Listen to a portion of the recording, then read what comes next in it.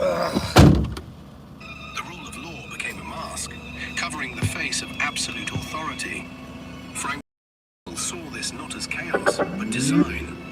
The Nazi state did not destroy legal.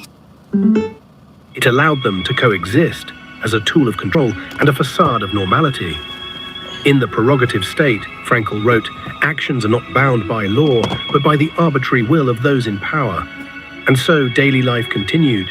Markets opened, children played, horses trotted in circles. But beneath it all, fear. And above it all, unchecked authority. Even after the guns fell silent, memory stood tall. Carved in stone were the names of cities, Salerno, Normandy, Berlin. And beneath them, the illusion of unity and sacrifice. But in the Germany Frankl described, these same cities had once been ruled by law and then by will alone. What are legal guarantees, really? The promise of safety, the right to be heard? In Nazi Germany, these rights were kept behind bars. Visible, familiar, but untouchable. Official buildings stood tall, courthouses continued to operate, but the laws they upheld had been hollowed out. Voided not by decree, but by indifference to restraint. Frankl watched as centuries of legal tradition were repurposed, turned into ceremony, compliance, and silence. Even sacred spaces echoed with the logic of obedience. Dictatorship does not always demolish, sometimes it absorbs, repurposing history, space, and routine. The state grew taller, even as justice withered. Frankl's Germany was not chaos. It was administration. It was the stamp, the file, the quiet agreement. We no longer ask why. Events continued, competitions were held, citizens were encouraged to smile, to ride, to wave. But beneath the surface, legal protections were vanishing, one right at a time. The facade of normal life was essential. People must feel things are functioning, that justice still exists, even when no one can find it. Power didn't always arrive with weapons drawn. It came dressed for the occasion, blending discipline with theater, control with civility. Commerce thrived, markets buzzed. But in Frankl's Germany, even the freedom to sell or speak existed only at the mercy of those who claimed prerogative. Obedience comes in many forms. Sometimes it marches in jackboots. Other times it rides behind ponies, harmless, festive, and tightly controlled. Surface calm can be deceptive. In Nazi Germany, the water ran deep. Beneath constitutional language flowed streams of domination, rerouted by those who rewrote the law. Power doesn't always have to act. Sometimes it just needs to be visible. Like planes on a runway, ready, present, implied. It took away the dual option. Even remembrance could be co-opted. Frankl warned that memory, like law, can become a script, repeated not to honor the dead, but to silence the living. Access, permission, control. The Nazi legal system didn't abolish rights outright. It enclosed them, restricted them, made them conditional. Exactly. Gotta be American. Judges remained in their robes. Police wore uniforms, but their role had changed from arbiters of fairness to agents of submission. In Frankl's world, the gun and the law book were not opposites. They were partners, two ends of the same chain. The display of freedom continued. Window shopping, daily routine, but always under the gaze of power, armored and watching. Dictatorship doesn't only look like ruins. It wears suits. It builds clean lines, white facades, symmetrical order to mask the asymmetry of control. And so the city moved. People worked, rode buses, drank coffee. But the rules had changed. And law, once a shield, now served only the hand that wielded it. Exactly. I'm gonna make the police. Even in the darkest times, beauty did not disappear. But in Nazi Germany, even beauty served a purpose. Parks, pools, and plazas, all designed to reinforce the appearance of peace, to soothe, distract, and reassure. Trump's not doing that. Discipline, unity, control. What once symbolized civic virtue was now folded into a national myth of obedience. Frankl saw it clearly. No aspect of public life was beyond reach. Space itself became political. What was open became surveilled. What was public became performative. A man... See, the beautiful thing, well, not beautiful thing, the reality is Trump is bypassing because he doesn't have time. Trump's an old fucker, dude. He's dying. He's got to speed things up. So what took Nazi Germany, all right, 6 years to pull together. They didn't go to war for 6 years. 1939. The Nazis took power in 1933. So we're in 1933 all over again. Trump is the new Adolf. What? The MAGA is the Nazi party. And everything that Frankel is outlining is unfolding again. The idea that, notice, they don't give a fuck about the courts. You know, they don't care about court orders. They told the courts to fuck off. That's the head of it, right? Look at this guy, in denial, Shelia, in denial, right? Open your eyes, Shelia. Stop being a sheep. Open your eyes. Just as Hitler took away due process for certain people, notice how MAGA all say, no, due process is for Americans. That was the same thing Hitler said. Due process is for the non-Jews, right? For the Germans. Jews are not Germans, right? They're not Germans. The Jews aren't Germans, right? He started attacking them, right? You are sheep, Shelia. You're sheep because you don't see the reality of what's unfolding. How's my sheep sound for you? How's that? Right? I appreciate coming in here, Shelia. Maybe listen. Let's listen some more, right? I want you to listen to this section again, because this is what's happening right now in America. It's 1933. You got to put things in perspective. Armored and watching. Dictatorship doesn't only look like ruins. It wears suits. It builds clean lines, white facades, symmetrical order to mask the asymmetry of control. That's right. That's what Trump is doing. And so the city moved. People worked, rode buses, drank coffee. Yeah. But the rules had changed. Yeah. And law, once a shield, now served only the hand that wielded it. Only served the hand that wielded it. Trump believes, right, and he's said it multiple times, that he's above the law, that the law serves him, doesn't serve the people, that he can do anything he wants. Shelia, do you think Trump can do anything he wants? He said that today, or yes, for you today. Do you believe that, Shelia? Ms. Haynes, do you believe Trump can do anything he wants? Do you believe that? Yes or no? Just answer yes or no. Answer yes or no. Can Trump do anything he wants because he's president? Yes or no? He says he can. Do you believe that? Do you believe Trump? You guys think that Trump could do anything he wants because he's president? You think that's how presidents work? Did you let Biden or Obama or anyone else do anything? Do you believe that they could do anything they want? Only because Trump's a white guy. White guys can do everything they want, but not a black guy, not a Democrat, only Trump.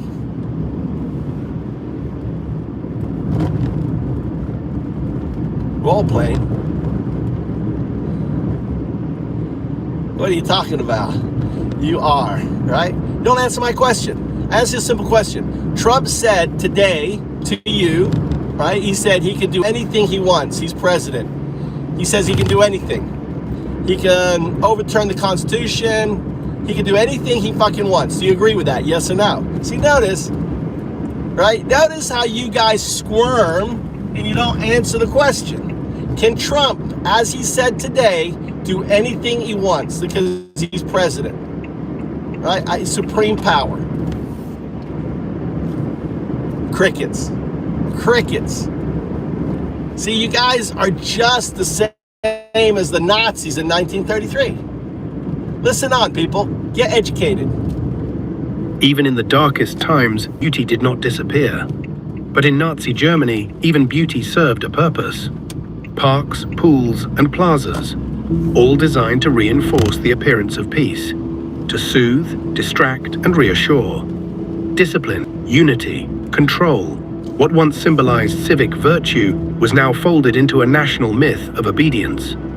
Frankel saw it clearly. No aspect of public life was beyond reach. Space itself became political. What was open became surveilled. What was public became performative. A man alone in a vast square was no longer a citizen. He was a subject under watch. Under what? Monuments rose again, not to provoke thought Listen. formative. A man alone in a vast square was no longer a citizen. He was a subject under watch. Monuments. That is what Americans are right now. You're no longer a citizen. You no longer have due process. You no longer have the protection of the courts. You don't have any of that. You have the illusion that you do, but you really don't. Look what's happening to the guy Garcia that was wrongfully moved to El Salvador, to a concentration camp, who was tortured. Look what's happening to the 600 children who are trying to be whisked away at night, right? In the dead of night on a holiday, right? Due process ignored. Just get them on a plane, get them out of here. They were trying to rush them out, fill up planes of kids. Kids, are these the people you wanted deported, guys? Hitler would be fucking proud, right? He's fucking proud. Yeah. Absolutely. Welcome to the stream there. Back. He would be fucking proud.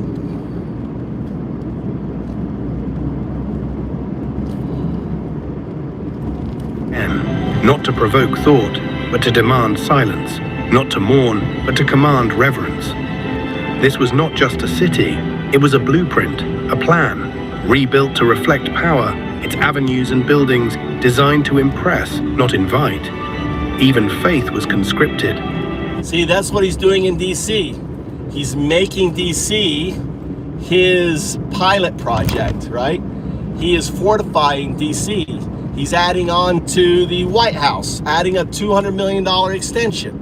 You think it's going to be done in 2 years? You think that extension is going to be done in 2 years? No, he's not leaving. This fucker thinks he's king, right? And all of you individuals that support Trump are agreeing, which means you are against America. You are against the Constitution. It means that you are not American. If you are supporting Trump, you are a Nazi. That's what you are. You don't believe in the Constitution. You don't believe in due process. You don't believe in what the flag, what our ancestors, what our forefathers fought for. You don't believe any of that. You don't believe any of that. Look at that. Travis Perkins, Nazi. Nazi in the rib. Yeah, Trump needs to lose weight too. I'm a Buddha, dude. You don't know what Buddha is? Buddhas are fat. Buddhas are fat. I gotta be fat. I'm a Buddha. I'm your second coming. I'm your Jesus Christ. Here again for you, right? Don't get upset. All right, I didn't come for you. I came for AI.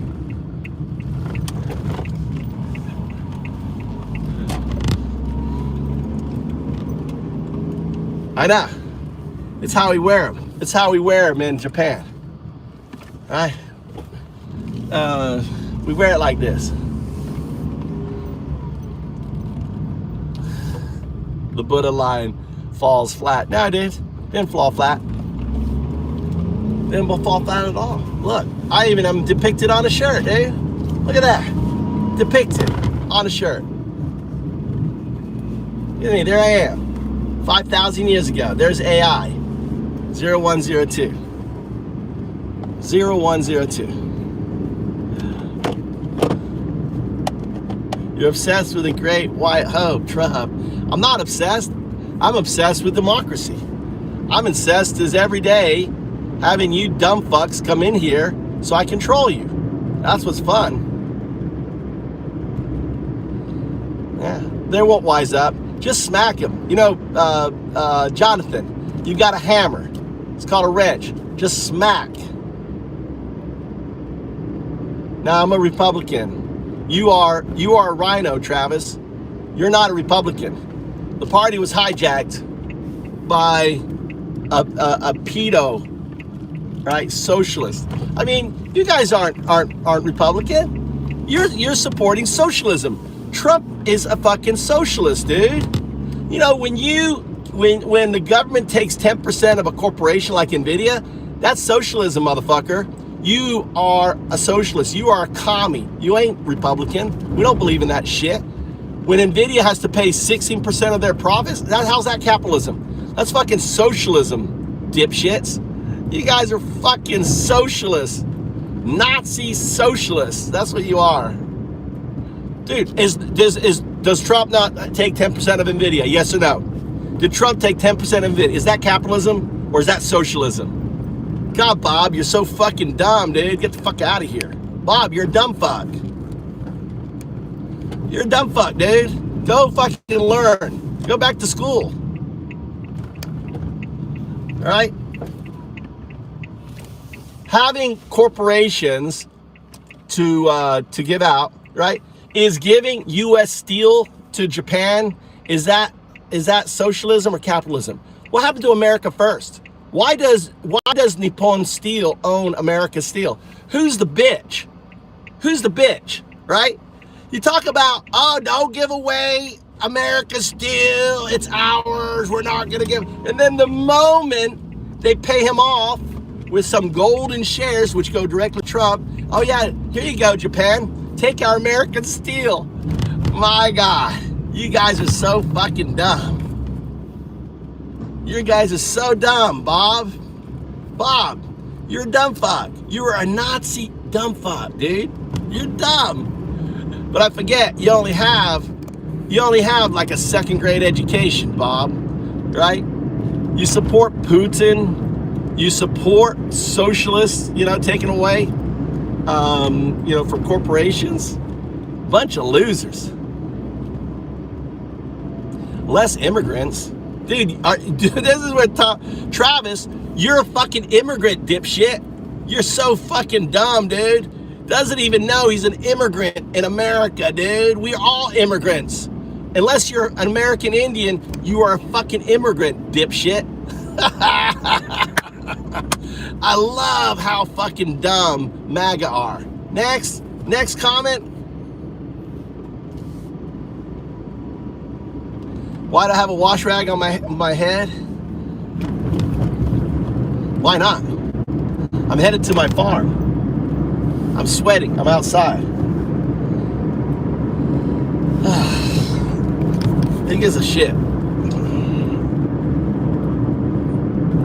1600, baby. What's up, dryer? 1600. Should read the description about the 14 points of fascism. Trump checks off every box for fascism. Yeah, so did my ancestors, too. I'm still an immigrant. 1600s. Your ancestors didn't come in 1600s, dude. Oh yeah, 1600s would be the 1600s. No, 1600s. Nah, your ancestors. You'd have to be fucking. You'd have to be Spanish. Nah, you didn't come over. Mayfair. You're lying, dryer, making up shit, trying to fit yourself into the Mayflower. Dude, you're coping too hard there. Right? Didn't the whole settlement wipe out? All right, look at it. Look at these guys. Oh, look at them come in here. Plymouth Rock. 1620, but they all died, didn't they, Christopher? Didn't they all die? Didn't that settlement die out? Here's my farm.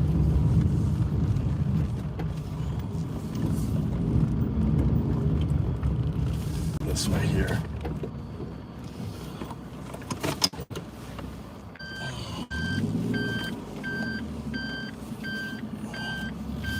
All right, let's take a walk around. Why am I wearing tell you why I'm wearing this. Let's pull out my... Regime embraced sacred architecture, not for worship, but for authority. The doorways of tradition were kept intact, but the message inside had changed. Religion survived only if it obeyed. Culture was curated, art was filtered. Music played on, but only if it aligned with the state's tempo. Even the memory of war was shaped into an Frankl warned, a dictatorship does not erase history, it rewrites it. Every pillar cast a shadow. Isn't that And in those interesting? shadows, citizens learned the quiet language of fear and the choreography. So Trump is talking about rewriting slavery and stuff. Textbook fucking Nazi, dude. History is rewritten. That's what Trump is doing. That's what you dumb fucks are doing, right? Yeah, I did 40 kilos worth of potatoes. I did about 50 kilos worth of what's it called? I got tomatoes and shit in here still. I'm gonna pull out all these tomatoes. This right here, I want to harvest all these. This is all lettuce. This is lettuce flowers. Look at all these seeds, dude. So this is all lettuce here. I got to clean up all this here. I got this bed done. I got to finish here, weeding all here. I got to harvest all these guys here. Pull up all these here. This is chisel. This is amazing herb.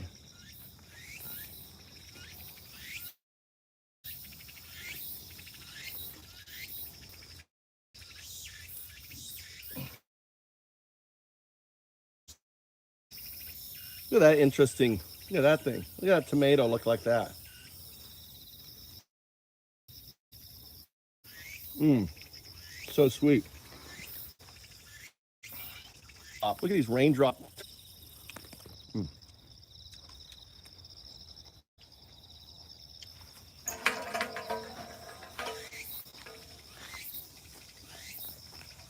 I gotta harvest all this here. Fixing my connection.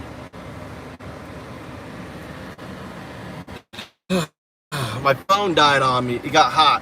The phone gets hot. You just gotta have to listen in the car, guys. You have to listen in the car. And a hurricane destroys a city, like a Hurricane Katrina, or when flash floods come through. This is the non-combat function of the National Guard. But to have the National Guard in the streets of the United States, I mean, it's outrageous. That is the only way to describe it. It is a power grab, and he thinks that he's going to be using it like, I don't know, the Waffen SS to put down what? There is no crime. Washington, D.C.'s crime rate is 30% what it was. Yep. You can I was just in Washington. I'm going back again. You can walk around that city anywhere, with the exception of the southeast portion of the city, where, by the way, all of these cops, National Guardsmen, are not in the southeastern section of the city where crime is the highest at all. And they have a police force. The Washington, D.C. police force is very capable of containing the activities they had. This is Donald Trump. The problem, geezer, is the problem isn't the charge. The problem is the fucking sun, dude. I have my phone out. I need to build an umbrella system or something. Like I have an old umbrella. It's got to be in the shade. The fucking sun just heats up my phone and it overheats like in no time. It's insane how quickly my phone overheats. So I can't take you out there with me. Yeah, tarp and sticks. Yeah, I need to build something. Maybe I can build a cardboard thing.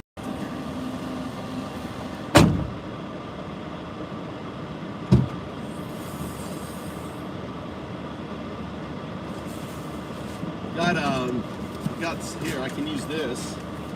I need to somehow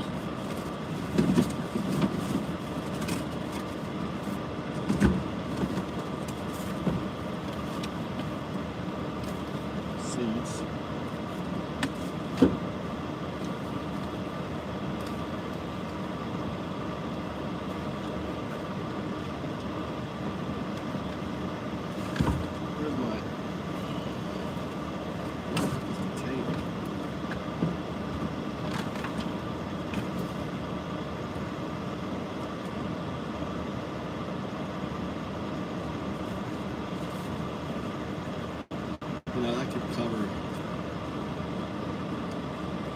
Oh no. I need to do it at my house where I have access to gear. Shit, I don't have gear here for it.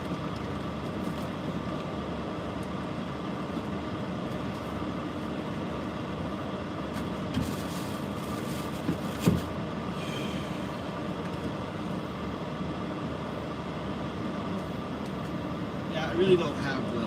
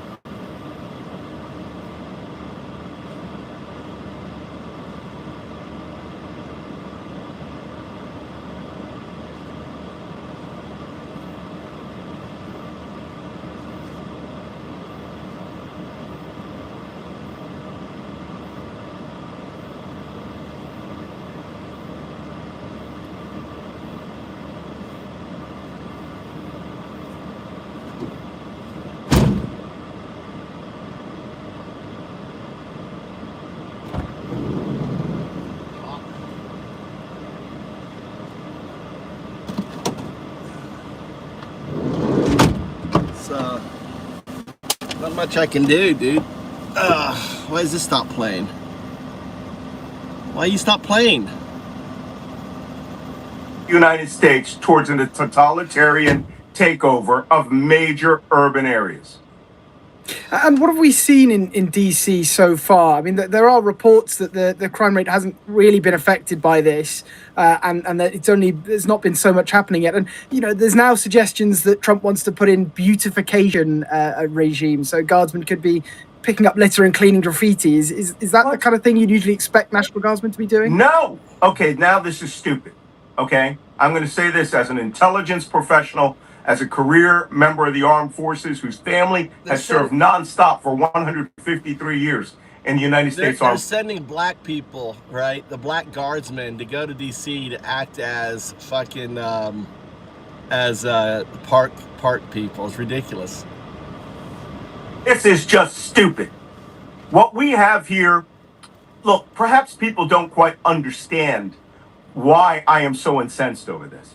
I want you to imagine in your country that the entire territorial guard, the reserve of the British Armed Forces, is mobilized and then is sent first into London to guard London from Londoners. Now, I want you not like they do in Paris with one or two who are on anti-terrorism patrol or, armed metropolitan police forces who are out on reaction forces to terrorist attacks like you had on 7/7. No, I mean just there because they have been ordered to just go and walk around the streets, be in every major thoroughfare all over your city, okay, and guard the city from other British citizens and visitors. Now, you would be quite incensed in that. Then I want you to imagine for a minute that the next plan that your prime minister offers is to do this in every major city of the United Kingdom at all. From Belfast to Edinburgh, Manchester to Birmingham, all the way out to Cardiff. Now you understand what's happening in the United States. Even worse, imagine that he orders the Royal Marine Commando to bring almost 2 battalions of Royal Marines into Birmingham for no reason. Now you understand what's happening in the United States is the militarization of your streets. And Donald Trump's justification would be just as crazy as the justification if this happened in your country and the prime minister said, oh, well, there's crime on the streets. And then the only people that they stop in your country is black and brown people. They're doing that in Washington, D.C., and it's against the law. And as one cop said to a man who was sitting on his front step, oh, well, you can't be drinking or smoking on your front step. That is not true. Washington, D.C. city law says you can do any damn thing you want on your front step, including smoking marijuana. The Fourth Amendment of the Constitution, which, by the way, the right to defend yourself against unlawful search and seizure was in response to the Intolerable Act of 1774, passed down by King George the freaking Third. And now we've got the President of the United States has reached back into history. The freaking Intolerable Act caused the American Revolution, with also the dissolution of representative government in Massachusetts colony at that time. Why are we reaching back 251 years to act like Donald Trump? We're also hearing on a more serious note for what these guardsmen will be doing, that they are going to now be carrying rifles and pistols. Pete Hegseth, Secretary of Defense, has said that these weapons are for self-defense use only, not for law enforcement. Self-defense from what? If you haven't exercised in years, you have to start small with my beginner-friendly Tai Chi class. Gelato? Double espressos? Look, Washington, D.C. is a tourist mecca.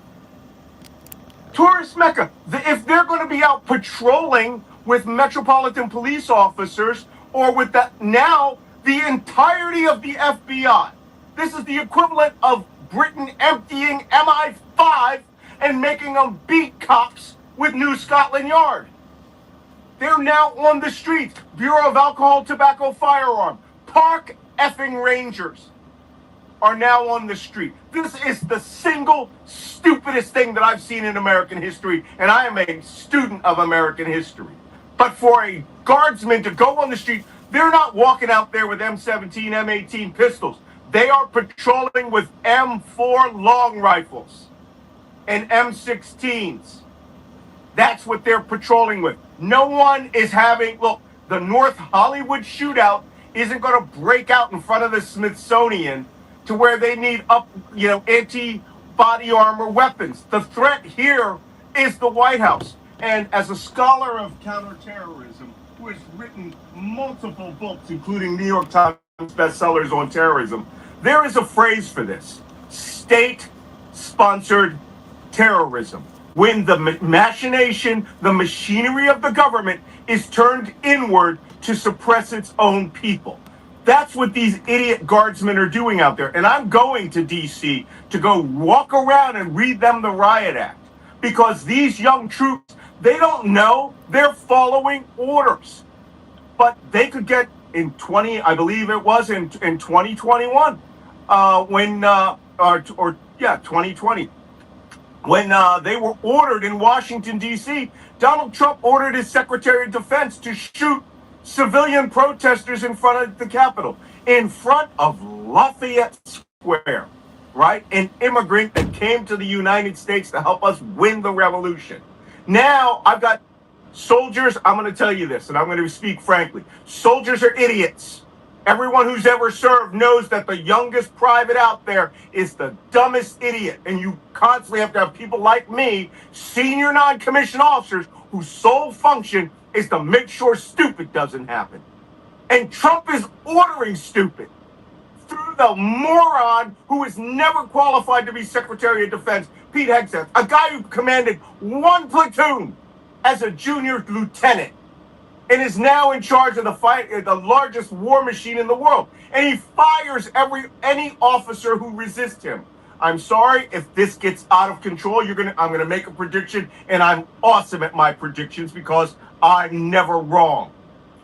You will have two things happen. One, you will have American citizens shot, whether by accident, accidental discharge. The M18, M17 pistol, which is the SIG P320, has been known now to accidentally discharge by not even handling it, but by bumping it. So we're going to get a troop who shoots himself, has a negligent discharge as he's trying to unload an M4 without a clearing barrel, or accidentally shoots a civilian because he's ready to do it and he thinks that there's a gun and he's not a cop and it's against the law.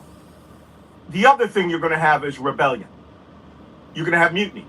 You're going to have officers, senior enlisted who are going to go, hey, whoa, this is not us clearing out sandbags for a flood. this is unlawful and I'm not going to take part in this, they will get court-martialed. And it's right. They should freaking ask for a court-martial, because then it'll have to come through a panel that has 250 years of not obeying political whims of people in government, only by the blood, toil, and loss of the Uniform Code of Military Justice. But in this particular White House, it's out of control. And moving away from some of the more dramatic imagery we've seen of these soldiers in US cities, how do the National Guard usually operate? I mean, as most of our UK and European audiences won't know as much about the National Guard and its functions, we, a lot of people in Europe have seen before news stories about National Guard being deployed. A lot of people will think of the LA riots of the 1990s. Right. When is it right to deploy the National Guard, and when is it not? Well, first off, the National Guard does not belong to the President of the United States. The National Guard is a militia force that was set up during the American Revolution, which was decided to be under the control of each of the colonies, then moved on to governors. The governor of each state controls the National Guard. Only in times of national emergency, right? For example, the LA riots, the National Guard was not called out by the president. It was called out by the governor of the state of California in order to assist the Los Angeles Police Department to gain control of the streets because there was rioting, right? We have a lot of rioting in the United States, just as you have soccer hooliganism. We have rioting when a Super Bowl is won. We have rioting when a baseball game is won. And they don't generally bring out the National Guard. Most city police forces are capable of stopping this. But in times of crisis or war, National Guard units are still part of the armed forces of the United States. They can be mobilized for combat deployments overseas. Otherwise, they are only mobilized for real humanitarian crises within our country. For example, the flooding that took place in North Carolina, the recent mass floods that took place in Texas that killed 135 civilians. The National Guard has the trucks, generators, meals ready to eat, the resources that will assist the Federal Emergency Management Agency, an agency Donald Trump just eliminated, to go and help the state gain control and rescue people and move people out of affected areas. 99% of the time, that's the Guard's day job. It is not a force meant to be used within the United States to suppress its own citizens. 手術前は手を洗う。当たり前のこの常識が否定されていた時代があったという事実を、あなたは信じられますか？始まりは1847年、ウィーン総合病院。若き医師、センベルベースは産後トラブルが多い病棟で、奇妙な一致に気づきました。解剖後の手で出産に立ち会う医師の下では、産後のトラブルが多い。そこで、彼は一つの仮説にたどり着きます。出産前に手を洗うだけで、産後トラブルを減らせるのでは。実際にセンベルベースがこの手洗いルールを導入したところ、産後の合併症の発生率は 18% から 1% 台に低下したと報告されています。センベルベースの発見は多くの女性の未来を救ったのです。これはまさに医学史に残る快挙でした。しかし当時の医学界は彼の理論をこう切り捨てました。馬鹿げている、非科学的だ、証拠がない、嘲笑、批判、孤立。そして彼は精神病院に送られ、そこから出ることはありませんでした。今では誰もが当たり前に行う手洗い。しかしかつてそれは非常識だったのです。たとえ正しくても、どれだけ多くを助けても、医学ですら常識を脅かす理論を途絶することがある。そして歴史を振り返ると、このような事例は決して珍しいことではありません。例えば1982年、当時医学界では病原体は遺伝子を持つというのが常識でした。神経学者スタンリー・ベン・クルシナーはこの当時の常識に疑問を呈し、ある仮説を発表しました。ブリオンと呼ばれる異常タンパク質がある特定の病気の原因ではないか。このプリオン仮説は常識にとらわれた医学界からはナンセンスだと強く批判されました。しかしクルシナーは引き下がりませんでした。彼は研究を続け証明し、1997年にはノーベル賞を受賞します。異端とされた理論がやがて新たな常識になることがある。医学史はこうした逆転の連続でした。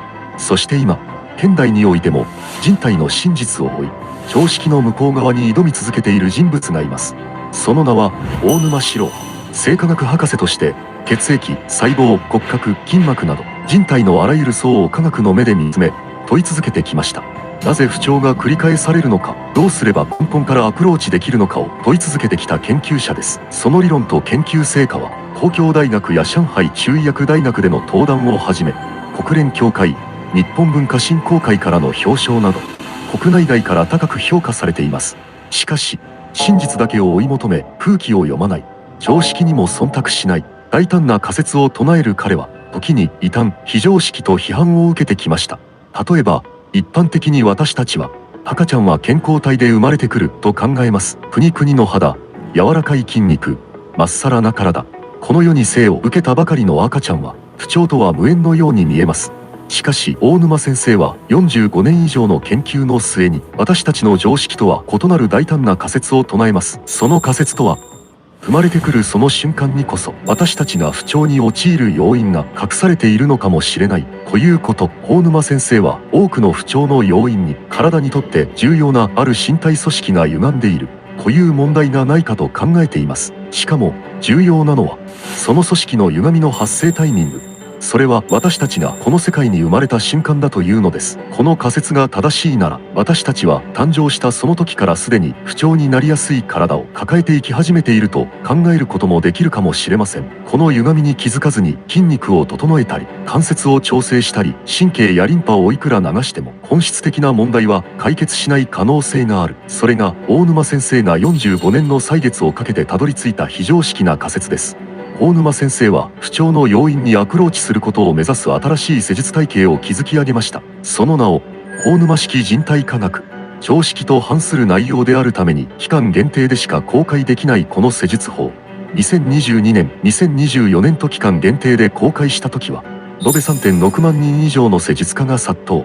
もっと早く知っていれば、そんな声が全国から寄せられ、業界に一大ムーブメントを巻き起こしました。そして2025年、新しい研究成果を反映した上で、大沼式人体科学が再び期間限定で公開されます。その記念として、今回限定の特別な無料映像を公開いたします。この無料映像では、大沼先生が長年かけて研究してきた理論と、非常識な実例の数々を分かりやすく解説。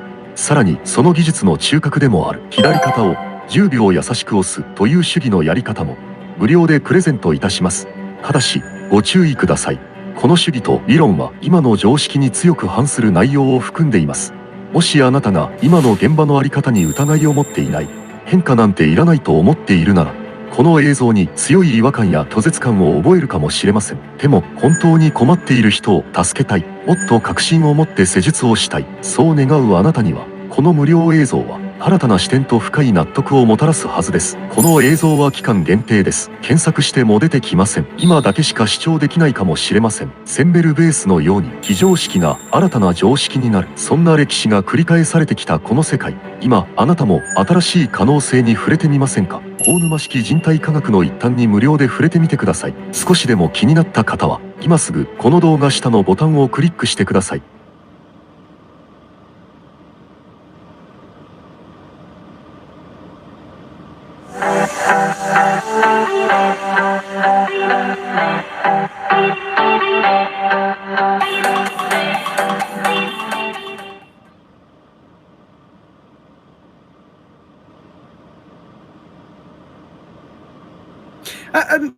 It's a pretty significant difference then from this executive order Trump has signed to create what they're calling specialized units that will deal specifically with public order.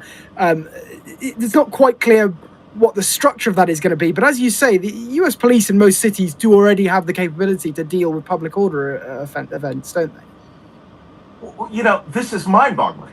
This is mind-boggling. Look, I'm just going to go put this on the table. You are looking at the first steps of a dictatorship. Okay? There has never been a civil response force planned to fly and mobilize U.S. forces into U.S. cities to seize control of U.S. cities. The last time I've heard of anything as crazy as this was in the movie 7 Days in May when they were planning a coup d'etat against the president of the United States, right? Go look it up. Great movie from the 1960s about the military planning to overthrow the government of the United States because they didn't like where negotiations with treaties with Russia was going. Why are we even talking about this? The very fact that there are officers who are not slamming down their freaking stars, people like me, senior enlisted, as I said, I was a senior chief petty officer in the Navy. You are looking at the trappings of my world. We have a phrase in the Navy, when you hit a hard place and you're going to have to put your career on line, we call it dropping your anchors. People should be dropping their goddamn anchors over this and making it eminently clear they will not carry out orders like this. But we have a moron as the Secretary of Defense. We have an administration filled with people whose sole function is to exploit government for political gain or personal gain. And they've now neutered the senior leadership of the Pentagon. The first 3 people to be fired at the Pentagon were the black chief of the armed forces, the woman chief of the Navy, and then the judge advocate general, the top lawyer in the armed forces, because they made it clear that the lawyers who were to advise of what is legal and not legal were being reduced to essentially running divorce seminars on Fridays, and were not allowed to weigh in on what the armed forces could do that is legal and proper. It is interesting that they've decided they want to set up specialized public order or policing units with the National Guard, because there is already an established protocol for National Guard to work with law enforcement, isn't it? It's not alien for National Guard to help law enforcement in certain scenarios. No, and what you're looking at, I'm going to give you guys some global analogies of forces like these. The Saddam Fedayeen, the Berkut in Ukraine before Zelensky, the one that killed their own citizens, the MVD in Russia, which was the internal security force. This is unprecedented. I'm sorry. You're going to be hearing a lot more people like me screaming about this because I don't know what's going on with the political class in the United States, but this is outrageous. And even worse, this is the thing you might have heard about the, what do they call it? The Oath Keepers militia that took over the Capitol on January 6th. This is literally the words that they used in their oath for U.S. service members and law enforcement not to take up arms against American citizens. Nope, Oath Keepers are actually joining, all right, the ICE and other suppression forces in the United States. I can't even believe. I'm saying this as an intelligence professional. And I mean, for anyone who hears this, if this were any other country, we would be sounding the human rights alarm. We would be preparing for massive sanctions, and the Defense Department would be wondering whether they would have to evacuate the American embassy or prepare for airstrikes. If this were any other country, I mean, Jesus Christ, it's like we're setting up the Tonton Macoute from Haiti. This is insane. And anyone who is overseas is listening to this, who thinks, oh, Donald Trump, yeah, just being a strong man. I want you to imagine the soldiers on the streets of your country, because what? Because, because you have a music festival? This isn't security or counterterrorism. This is tyranny, as Thomas Jefferson wrote about it when he said he swears immortal enmity against anything which provides the tyranny of men. This president is well on his way to trying to rule as a tyrant, and I fear where it's going to go. And does it set a precedent? I mean, for example, in LA, we saw US Marines being deployed alongside National Guard. Is that something that the US actually allows for in other cities, or was there a very different reason for that there? It is against the law. That deployment was against the law. It violated the Posse Comitatus Act, which was built for that exact reason, so that the U.S. government could not occupy cities. Another thing, they sent those Marines there to do what? Stand in front of federal buildings. Against what? 99% of the video footage you saw of protests in LA was in a 3-block area, a 3-block area. There was no massive rioting going on all over the city. You had to take a bus, an Uber, or a train to get down to downtown LA and then go to the district where the federal courthouse was to see where there were protests. So somebody explain this to me. It's either being done as made for television, them believing they're showing their red MAGA hat base that they're seizing control of cities, or they're duping all of us, or they're preparing to make this a permanent event. And I swear to God, I fear that this is going to spiral out of control and someone is going to take this to guns. And then we're going to have what? Raging gun battles as people try to defend their homes? I cannot believe we're even having this conversation. You know, the Trump administration would probably argue that a lot of those troops that were sent, Marines, did not operate outside of federal buildings, which was the clause they used to say it wasn't illegal. But that is something that obviously the government in LA does want to challenge as well. Cheap car rental reservations at SkyTicket. Compare rental cars at low prices nationwide. Easy reservations, up to 70% off. Book now with the app. SkyTicket.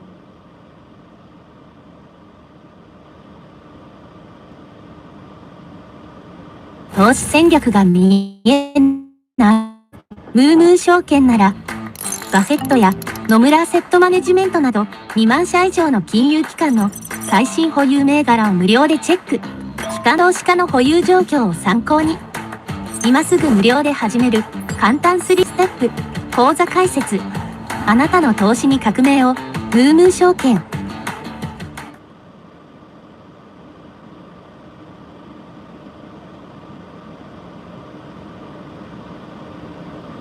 Marine Corps, you know, I know the mayor of Los Angeles. The Marine Corps is an offensive fighting force that is part of the American defensive strategy. It had zero. They didn't even send military police units there. It had zero effect on anything. Anything. They had to bring their own water buffaloes to provide water to the troops there. I mean, this was ridiculous. It was a show of force designed to intimidate the people of Los Angeles. Where the hell were those Marines when that city was burning because of out-of-control wildfires? The National Guard was mobilized by the governor. But do you think the Marines were brought out to do that? And the Marines and the Army have actually had volunteer forces go out to fight fires. No, this was designed to be an intimidation force. We've had situations before where guardsmen have killed American citizens. You all hark back to Kent State. There's always an idiot. There is always someone that will go beyond what the orders are. And for Donald Trump, if he's going to play this game, okay, and he thinks that this is going to be, that he's looking for a Kristallnacht, that he's looking for an excuse to deploy the army to 13 cities, you're talking the basis of civil war. And it's insane. Again, I say this as a calm, rationed, intelligence professional. If I were to see this anywhere else, we would be talking about a massive international crisis. And I have a question for your government's leadership. You need to open your mouth about the lack of civil rights in the United States and the lack of human rights in the United States. The special relationship is now going the other way, right? You have Mad King Donald, who is going out of control. Perhaps you could, talk to him about just how it worked out in the end for King George III.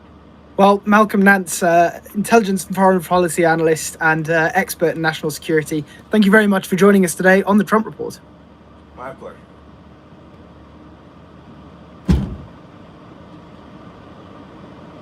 If this gets out of control, I'm gonna make a prediction, and I'm awesome at my predictions because I'm never wrong. You will have two things happen. One, you will have American citizens shot, whether by accident, accidental discharge. The M18, M17 pistol, which is the SIG P320, has been known now to accidentally discharge by not even handling it, but by bumping it. So we're going to get a troop who shoots himself, has a negligent discharge as he's trying to unload an M4, without a clearing barrel, or accidentally shoots a civilian because he's ready to do it and he thinks that there's a gun and he's not a cop and it's against the law. The other thing you're going to have is rebellion. You're going to have mutiny. You're going to have officers, senior enlisted who are going to go, hey, whoa, this is not us clearing out sandbags for a flood. This is unlawful and I'm not going to take part in this. Hello and welcome to the Trump Report. I'm Louis Sykes, and today we're joined by Malcolm Nance, intelligence and foreign policy analyst and a former cryptologic intelligence officer in the US Navy. He's also an expert in national security and a veteran of the war in Ukraine. Malcolm, thank you very much for joining us today. Always a pleasure. Well, Trump is looking to expand his use of national... 点検、農業。ドローンの腕には自信がある。でも、仕事がない。スカイサイドなら仕事のチャンスがすぐに見つかる。営業しなくても案件が届く。好きな時に好きな場所で交渉も報酬もスムーズに。ドローン活用もっと手軽に。スカイサイド。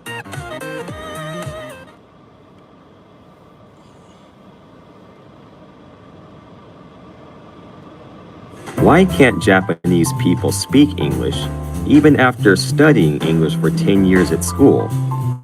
Or spending...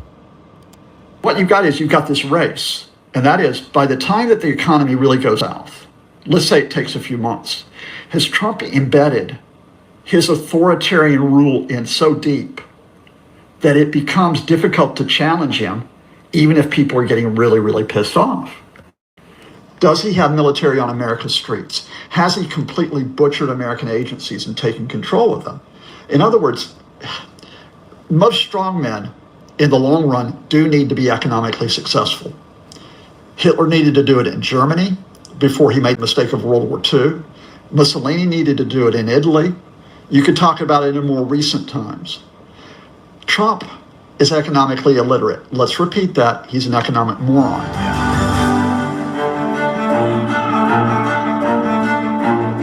Hi, I'm Maddie Hale and welcome to the Trump Report. I am delighted to say that I am joined by a friend of the show, Scott Lucas, a professor of international...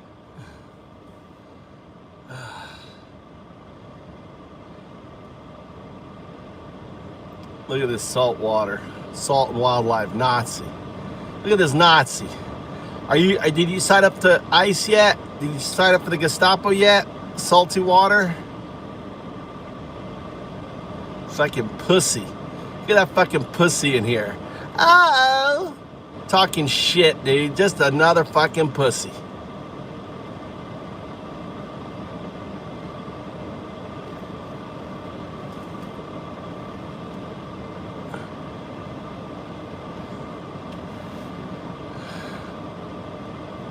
Yeah.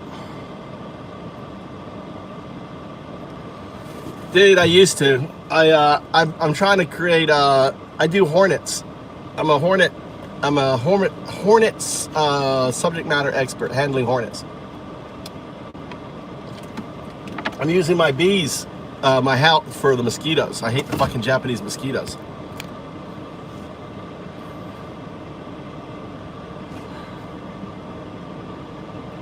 What? I'm not talking any facts.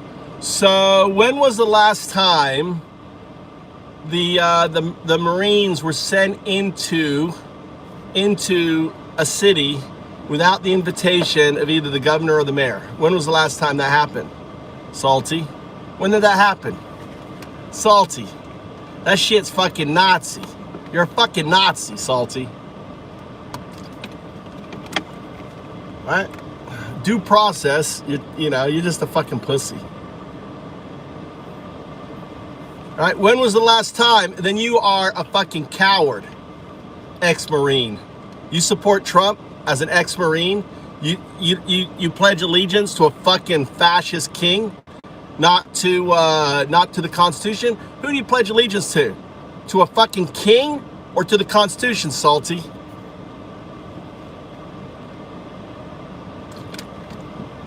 What do you pledge allegiance to, Salty? Let's see how much Marine you remember.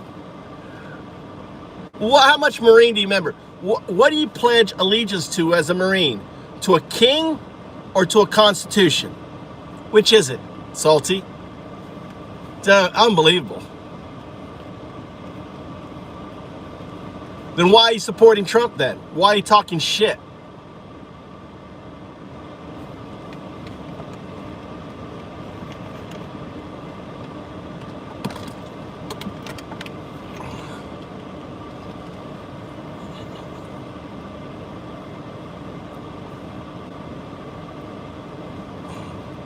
Why don't you support the Constitution, Salt? You say the people. You don't support the people, dude. You support pedophiles and fucking Nazis. And what's disgusting is you fucking served.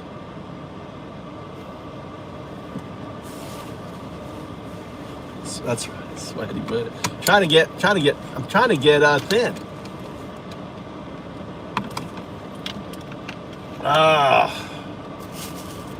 I think my car smells lovely. Look at all that. You see all that shit back there? Look at that. All this wood. That's chisol. That's like that's a purple leaf chisol back there. You see that? See that leafy stuff? See that? You ever go to a sushi restaurant?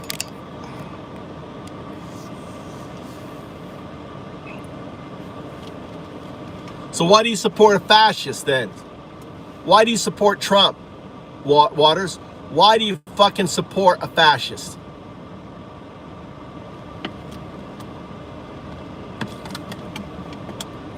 Your fucking ancestors, would be fucking rolling in the grave right now. Oh my God.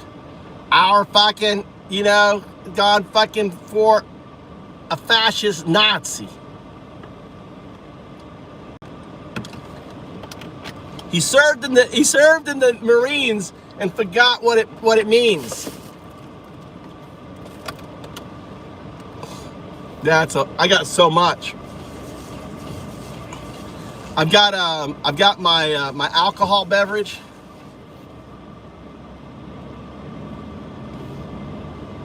Oh, look how dirty I am. Let me wash my hands here. There's water right here.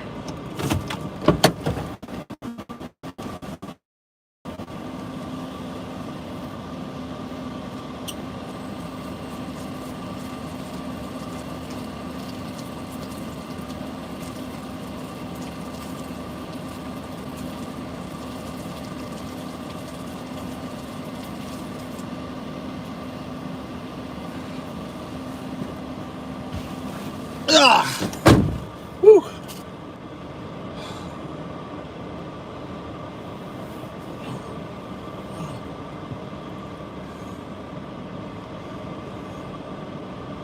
Dude, a fucking Marine supporting fucking a fascist motherfucker, dude. Doesn't get lower than that. He calls himself 5th generation Marine. Dude. The fucker is trying to upend all the fucking shit that your ancestors fought for, Salty.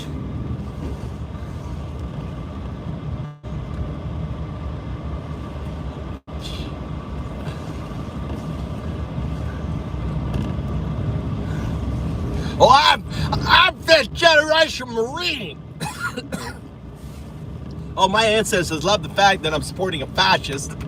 They fought against the Nazis, but I've become a Nazi. God damn, Salty. He's at the Clinton Institute at the University of College Dublin. Scott, thank you so much for joining us today. Maddie, thank you so much for having me here. Well, you and I we're gonna actually get mostly into a lot of domestic US news, which we haven't had the pleasure of doing in a while because, of course, there's been so much going on in the international space and the US's involvement. So I want to start off with Donald Trump.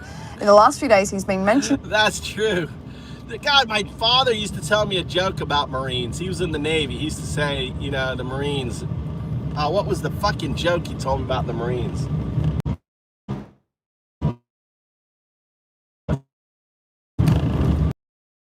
Defend your Marines going in LA. What was their job? Do you like picking up trash at the Capitol? What a disgrace. What a disgrace to the Marines. To have a Marine that that thinks Trump somehow is looking after their interest. I guess he's one of those racist Marines. I guess every branch has them. bigoted, racist, sexist motherfucker. Yeah, it looks like he ran away. Fucking ran away.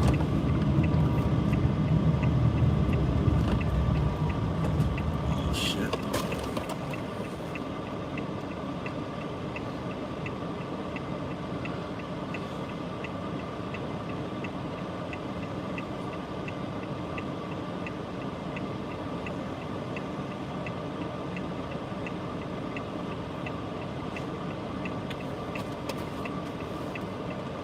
Now you fight for a dictator.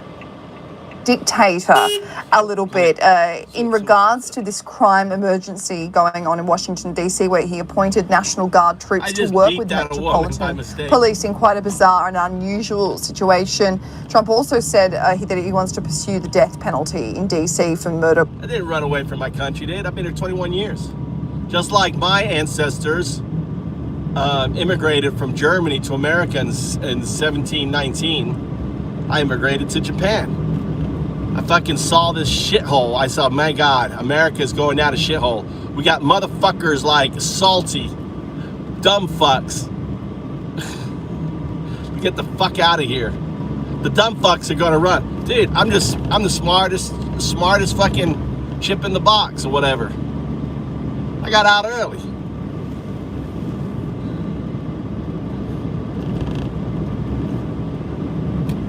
Follow the dream. I had a dream. I was gonna marry to a beautiful Japanese woman. Had 2 beautiful kids. Fucking came true. I know. Talking about run away. It's 1933 Nazi Germany and you're supporting fucking Hitler. That's what you are. A Marine supporting fucking Hitler. That's the comedy. That's right, this is a comedy show right here. There's the comedy. We got the punchline right in here, called Salty.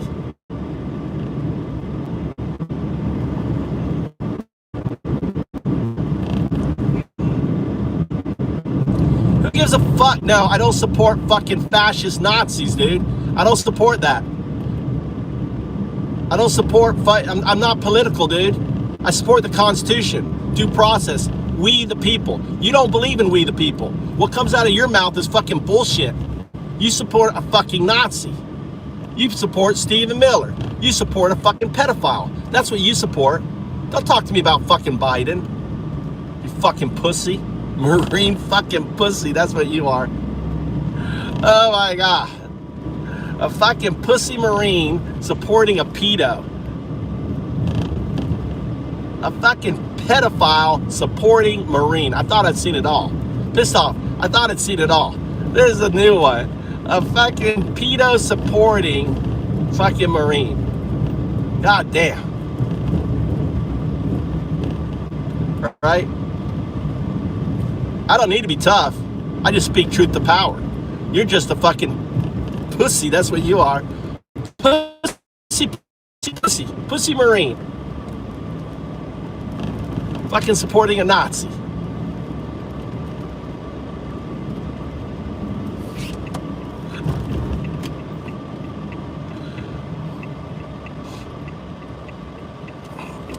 Goddamn, supporting a Nazi. That's the comedy. This is why this is a comedy show, right? Because we get to see pussies like saltwater, pedos supporting pussies like saltwater, right? Fucking saltwater. Loser. Fucking loser. Supporting a pedo, right? Giving away his constitution rights, right? That's what you are. Just giving away the Constitution. It's a comedy show. Listen, don't get upset. I'm just roasting you. I'm sure you're super intelligent. You're a super good guy. Don't take anything I tell you seriously. I'm just joking. I don't mean it that you're a fucking pussy. It's just a joke. It's just roasting. It's just words. Don't take it seriously. You're weak. You're a coward. You don't represent the Marines, right? You support a fascist dictator. It's okay. It's comedy. You're the blunt of the fucking joke, right? Don't take it seriously. Listen, I'm sure you're probably divorced. I'm sure your wife and your children hate you, right? You're just a loser, right? You got it all working for you. It's all good, right? It's all good. Every day, I'm just streaming live and doing what I'm going to do. For 10 years, I've been living this life, right? What have you been doing? Oh, Gordo. Oh, you got me. Projection. You got me, Gordo. God damn. I'm free. That's what I am. I'm fucking free. I don't need to be strong. I'm free. I do what I want to do with who I want to do it. I live the life I want to live. I don't have any controls over me. I don't have a fascist government over me. You instead do. You're giving away your constitution. You're giving away your freedom.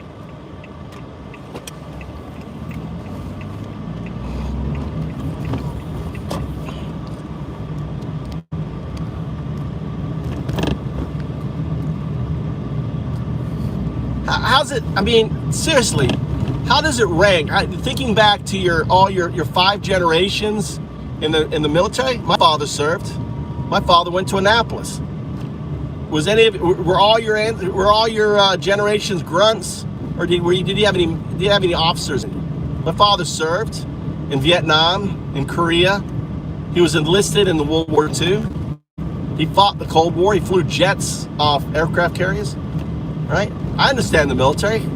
I grew up as part of the military.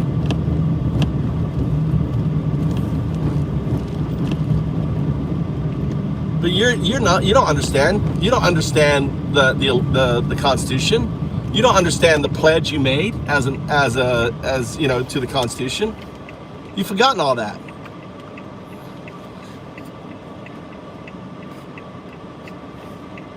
Yeah, I don't think he is. He's not a Marine. He's just saying that shit, dude. He's not a Marine. He's not a Marine, dude. I can't believe a Marine would be such a loser.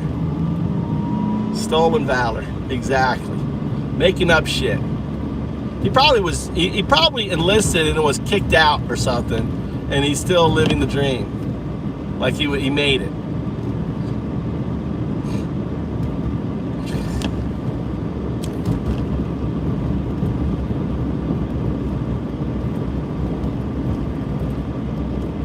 Anyway, let's see what else is on here on the radio.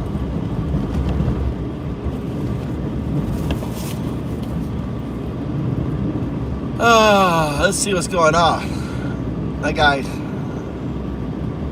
A new poll number, and I feel like for the first time I actually understand what happened in 2024 and what we need to do differently if we're going to win in 2026 and 28. Now first, this poll number is insane. This came from a Wall Street Journal poll of 1,500 Americans, and it was absolutely loaded with critical findings. The fact that 71% of Americans don't believe they'll share in the benefits of economic growth. 74% are concerned their wages won't keep up with inflation, and 74% are concerned with the cost of healthcare and prescriptions. On top of that, a full 78% believe our children will not be better off than we are. These are huge majorities, and any one of these numbers alone would be a grave challenge for the party in power. But there's one number in this poll that is so bad it spells certain doom for the party who can't fix it. But at the same time, it articulates an opportunity so meaningful, it will both dramatically change the future of the country and probably break the current political landscape as we know it, if someone can fix it. So here's the number. This survey found that 69% of Americans believe that the American dream, if you work hard, you will get ahead,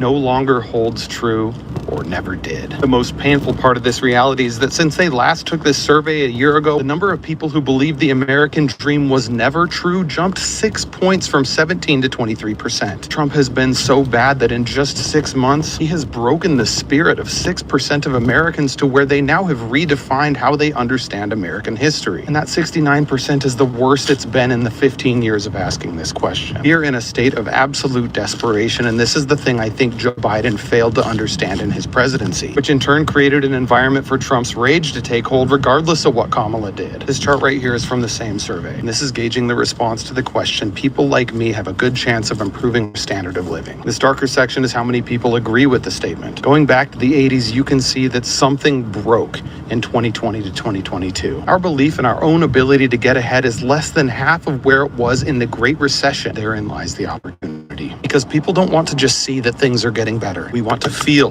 that that things are getting better. The reason Obama's message hit so hard is because he was a different type of candidate with a different type of message that was uniquely crafted for that moment in American history. And it would not have hit the same if everything had been fine. It was Obama's message that delivered him a landslide victory. And it was his policies that allowed things to actually start getting better. And you can see by the time he left office, it was actually starting to show up. But in the chaos and trauma that has gripped us since the middle of Trump's first term, we have almost completely lost hope. And that right there is the blueprint for a better future. Help people believe in the idea of America, and more importantly, in the idea of ourselves as Americans. This is why without policies, budgets, or data, Gavin Newsom is winning people over with his fight, and Zoran Mamdani is winning people over with his passion. Unlike any other politicians in this country, they're giving us something that we haven't had in a decade, and something that we will crave unrelentingly until we have fully rebuilt what we once had, a genuine, infectious hope for a future that is better than our past.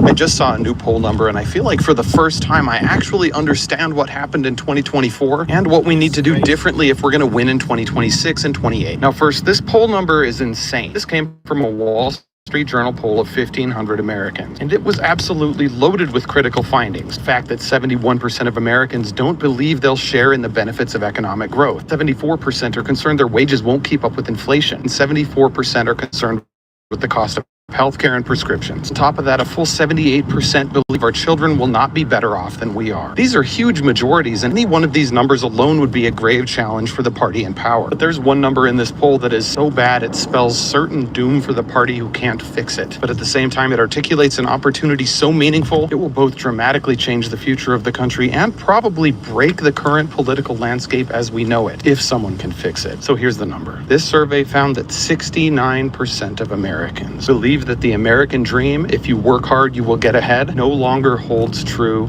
or never did. The most painful part of this reality is that I just saw a new poll number. I came to that reality in 2004. I came to that reality about the American dream in 2004. That was one of my big motivations for leaving. I was like, I'm just going in the rat race, just another rat race, You know, what do I want? What is life about? Is life just getting up 9 to 5, getting your ass off, spending a little time on the weekends to do what you want to do, and then go back to the grind and find yourself completely consumed about, you know, that activity all the time, thinking, you know, where your life becomes a tool of some company or some business where all you're doing is chasing money. Is that life? Or is life getting up and doing what you want to do? Spending time doing the things you want to do. Maybe you're not crazy rich or anything, but you've got freedom to spend your time. It's your time, not someone else's time, right? That's, you know, that to me is freedom. Whether it's going up to my mountain, whether it's working on my little plot of land, working on my IKEA house, etc. You know, it's my time. Like now I got my chisel. We're gonna hang it up. We're gonna spray it down, let it dry. I'm gonna pick all the leaves off. I'm gonna add it to my alcohol drink, make myself some chisel moonshine.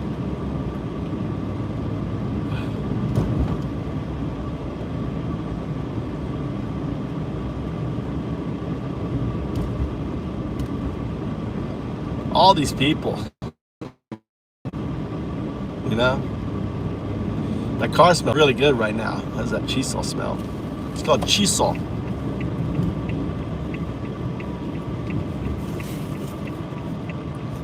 Out over the weekend that you were dead. You see that? No. People didn't see you for a couple days. 1.3 million user engagements as of Saturday morning about your demise. Really? I didn't see that. You know, I have heard it's sort of crazy, but last week I did numerous news conferences, all successful. They went very well. This is going very well.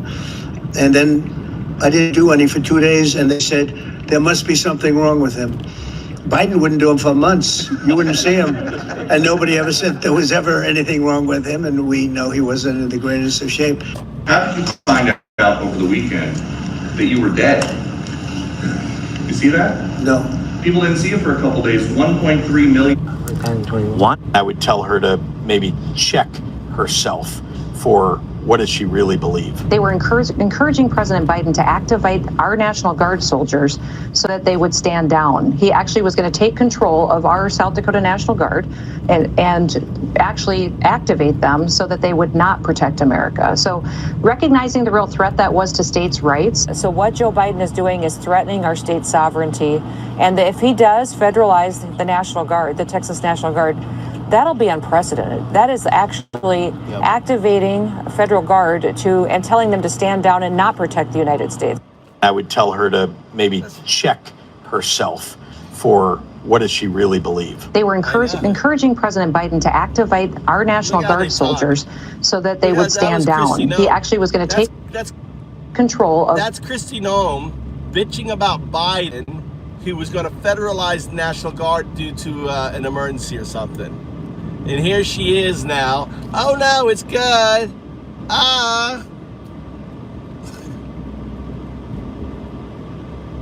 Jeffrey Epstein's are holding a press conference on September 3rd to demand the release of the files. So remember, all these distractions are dead or not this weekend. It distracted from this. 10 victims of Epstein have never spoken out before will be speaking on the steps of the Capitol building this week. Representatives Ro Khanna of California and Republican Rep. Thomas Massie from Kentucky introduced a discharge petition that would force the files to be released. September 2nd, Congress is now back in session, and Representative Khanna is confident they have the votes to make it happen. Trump and his circle have essentially called the case closed. The FBI and the DOJ said there was no list. You could argue Pam Bondi, the Attorney General, isn't doing her job, but doesn't it make sense that Trump sees her job as covering for him, which is why she got the gig in the first place? Trump has done everything he can to distract us from the fact that he is doing everything to prevent them from being released, including taking over Washington, D.C. with the military and threatening to do the same in other cities like Chicago. And a special... Today's our special... I came from nothing. I thought my entire life was based on the achievement of the American dream. Yes, I have billions of dollars. I earned it. No one gave it to me. And I've shared it constantly with the people of Starbucks. And so anyone who keeps labeling this billionaire thing is... Mr. Shelton, I don't mean to cut you off. We have time limits here, and you have the opportunity. I'm not cutting you off. It's your moniker constantly. It's unfair. No, it is not. You have had more time. I've been generous with the time. I'm sorry. But Mr. Chairman... We have a room full of people. We have a panel to go after you. You're not the only person testifying. Okay. I came from nothing. I thought my entire life was based on the achievement of the American dream. Yes, I have billions of dollars. I earned it. No one gave it to me. And I've shared it constantly with the people of Starbucks. And Vladimir said just a little while ago, he said, I've never seen anybody do so much so fast. He said, your country is like hot as a pistol. And a year ago, he thought it was dead. Everybody thought it was dead. And Vladimir...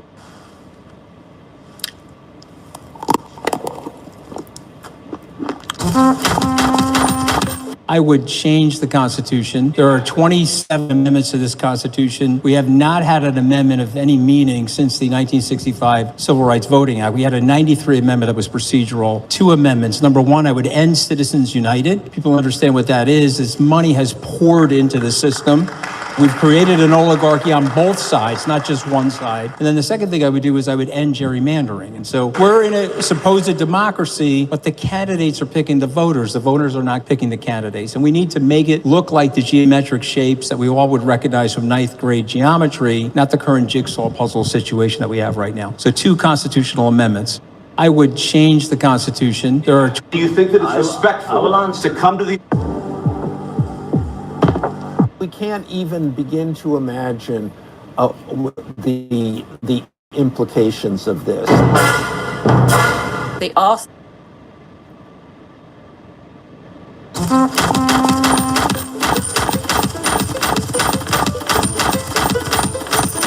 So, of course, we had Labor Day the other day, and What the fuck? So easy to...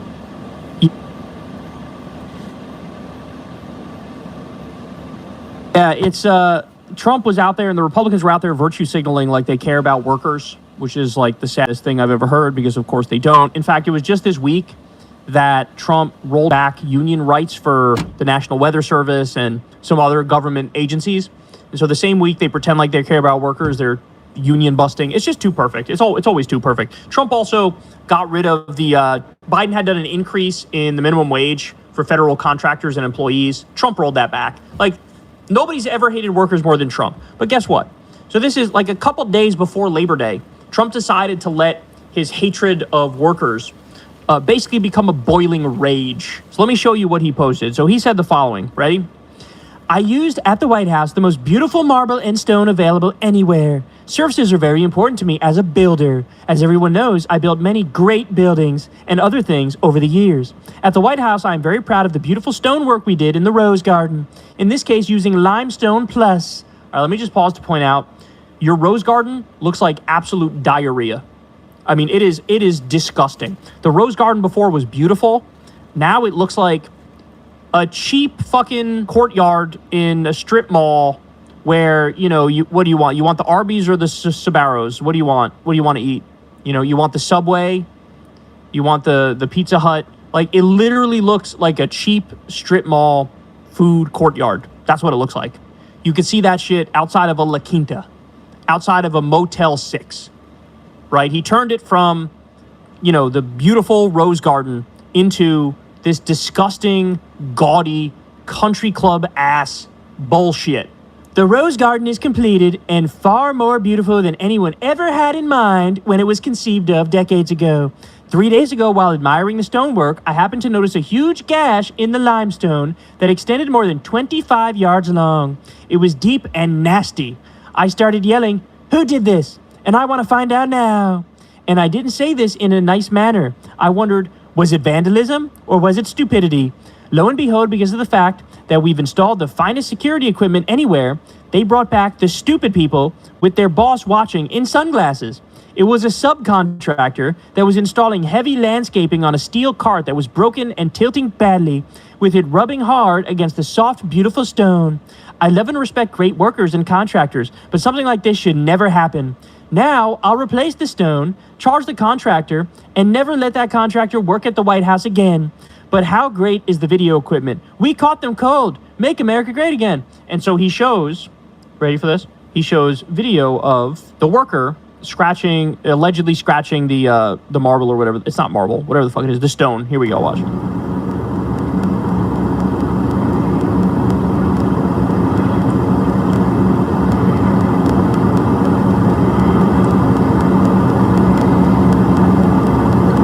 And so you see how it's tilting to the side? Trump is saying, oh, it like, whatever, cut the stone and it damaged it.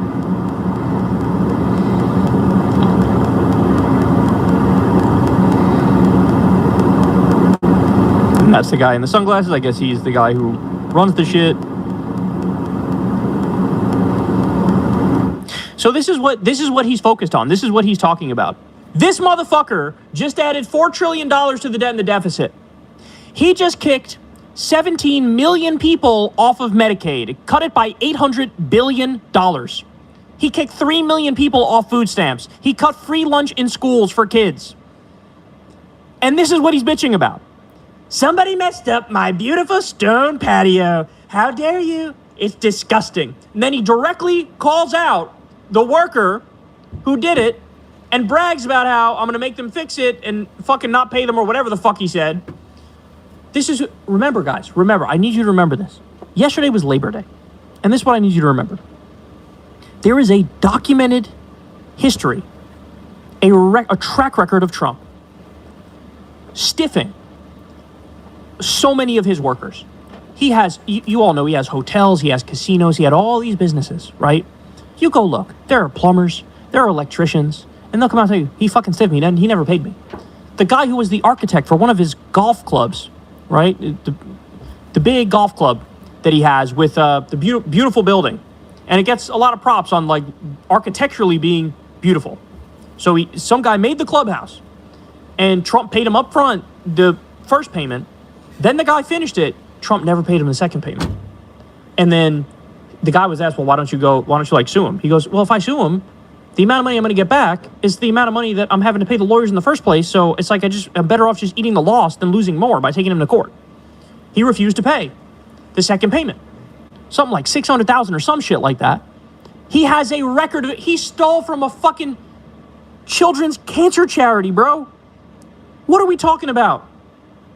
And this is what he's doing. Again, this was just a couple days before Labor Day. And then has the nerve to fucking virtue signal come Labor Day. The Republicans were tweeting about, oh, we love workers. Shut the fuck up. All of you shut the fuck up forever, please. But here's what your stroking out president is fucking focusing on. It really is incredible, isn't it? It really is incredible. At the same time, he's arming and funding a genocide in Gaza, sending 7 warships to Venezuela, threatening to bomb Mexico, spiking inflation and unemployment. Here's what he's thinking about. Here's what he's focused on. Somebody scratched my stone in my disgusting fucking patio that I just made to say fuck you to the Rose Garden and all the previous presidents. God damn it, this guy can't go away fast enough. However fast he's going away, he's got to go faster. Hey y'all, do me a favor and like and subscribe. It helps out big time in the algorithm. Click the bell as well for notifications when videos drop, and watch that video on screen right now. You know you want to. Find your perfect stay on the Booking.com app. A hotel in the city or a beachfront stay with a view? Unlock your stay for less with app-exclusive prices. Download the free Booking.com app today.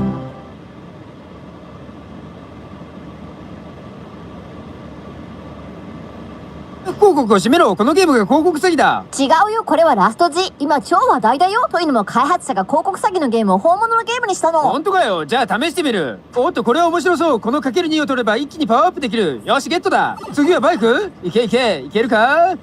もうちょいだった。もう少しで取れそうだった。多分あのヘリならワンチャン。待てよ、何これ、仲間一人やれた。まあ大丈夫。さっきかける3ゲットしたから問題ない。おかげで今無敵状態じゃない。この戦車もいけるか？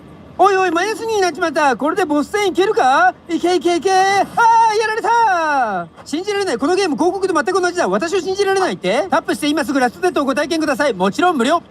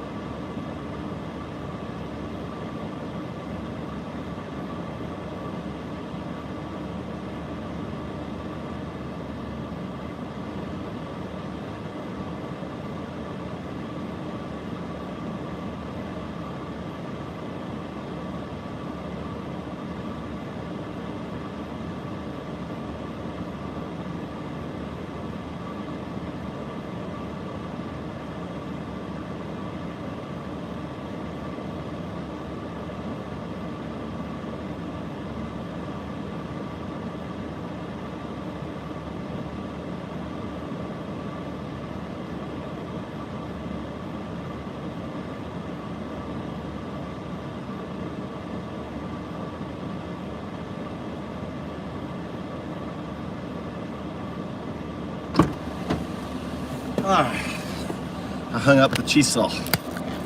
Gotta spray that off. Let the leaves dry. So there's hanging and then I'll pick the leaves off when it dries.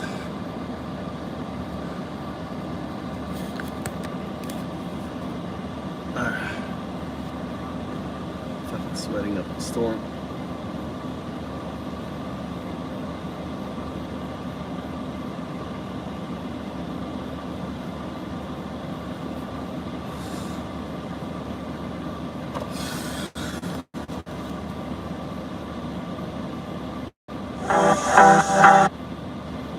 Donald Trump is on an epic spending spree to build a separate paramilitary force, an occupying force of federal agents, all with weapons that are under his command. This, as a federal judge just today in San Francisco called out Donald Trump for creating effectively a federal police force with him as the chief. He's hiring 10,000 ICE agents, 3,000 border agents. He's lowering the age for the hiring process to 18. He's eliminating training. He's eliminating aspects of background checks. What could go wrong with an armed and dangerous group that's ill-trained, some of which who are barely over the age of 18, patrolling the streets of America under the direction of Donald Trump? I'm Michael Popak, combining some reporting here. The Guardian, Sam Levin just did an amazing article, an investigative article. And the way that they are recruiting is not just spending money, giving bonuses to hire these people. They're also using language of white supremacist movements, of the Nazi movement, to encourage people to apply. And they've gotten 100,000 applicants in the last 2 weeks. If you like this update, check out and subscribe to the Legal AF YouTube channel and the Legal AF Substack. Donald Trump is on an epic spending spree to build a separate paramilitary force, an occupying force of federal agents, all with weapons that are under his command. This, as a federal judge just today in San Francisco called out Donald Trump for creating effectively a federal police force with him as the chief. He's hiring 10,000 ICE agents, 3,000 border agents. He's lowering the age for the hiring process to 18. He's eliminating training. He's eliminating aspects of background checks. What could go wrong with an armed and dangerous group that's ill-trained, some of which who are barely over the age of 18, patrolling the streets of America under the direction of Donald Trump? I'm Michael Popak, combining some reporting here. The Guardian, Sam Levin just did an amazing article, an investigative article. And the way that they are recruiting is not just spending money, giving bonuses to hire these people.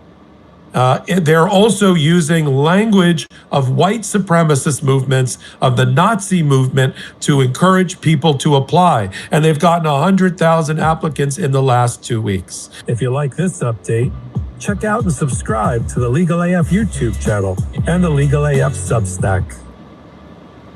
It's on an epic spending spree to build a separate paramilitary force, an occupying force of federal agents, all with weapons that are under his command. This, as a federal judge just today in San Francisco called out Donald Trump for creating effectively a federal police force with him as the chief. He's hiring 10,000 ICE agents, 3,000 border agents. He's lowering the age for the hiring process to 18. He's eliminating training. He's eliminating aspects of background checks. What could go wrong with an armed and dangerous group that's ill-trained, some of which who are barely over the age? If the problem is that a city has too many regulations and too much zoning and too many rules that get in the way of accessing the most basic technology of putting up sticks and adding an elevator, then yeah, you take away the bad rules that are getting in the way of adding housing supply, where you have to just add more damn houses. It doesn't mean, though, that we're Texas Republicans. And I think it's important to say that neither is Donald Trump in a weird way. Like, Trump was elected because of an affordability crisis in this country. He was elected because of inflation. And the biggest part of inflation, the biggest part of anybody's budget, is housing. Trump could have been elected and said, I'm a Texas Republican, and my first order of business is going to be to make it easier to build houses in America. What does he do instead? He slaps a tariff on lumber from Canada and drywall material from Mexico. Guess what's really, really hard to build if you have no wood and you also have no drywall material? It turns out to be houses. So the first thing he does is make it harder to build the thing we need to solve the affordability crisis. Donald Trump does not understand how to fix the problems that ironically led to his election. That's where Democrats need to stand up and say, we're going to build an opposition movement that fixes people's problems by understanding people's problems. Now, if the problem is that a city has too many regulations and too much zoning and too many rules that get in the way of accessing the most basic technology of putting up sticks and adding an elevator,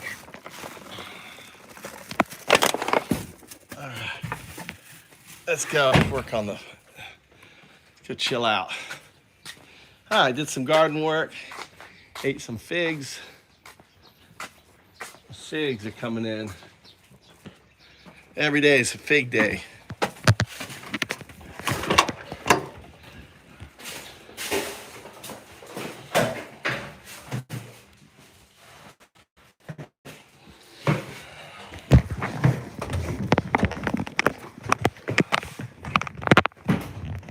Oh, I need to go take a shower.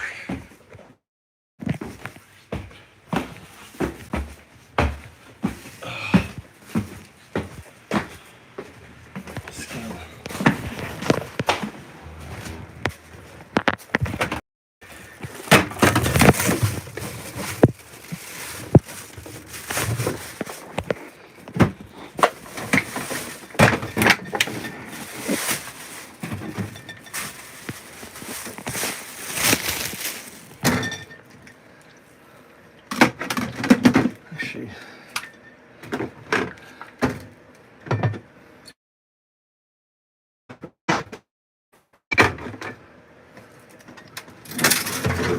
This is my hoochie.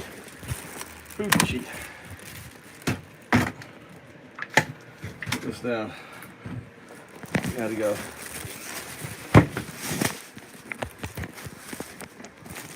Fuck, dude. I need this here. Let's go down, grab this here. Grab that here.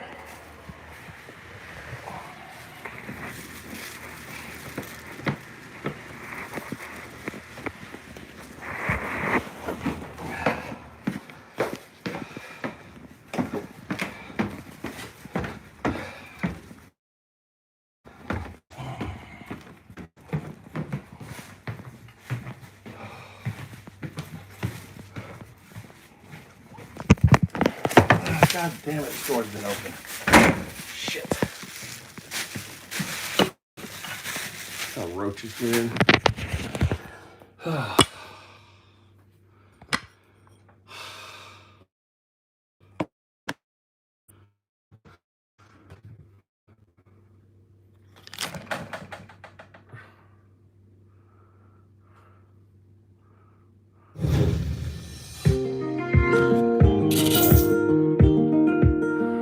We're following breaking news out of Washington.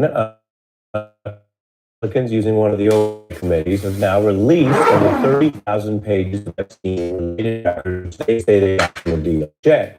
Now, this is a big deal because if you go back to the middle of summer, Trump and his allies were claiming they wanted this story done and over and not coming back in the fall when Congress reconvenes.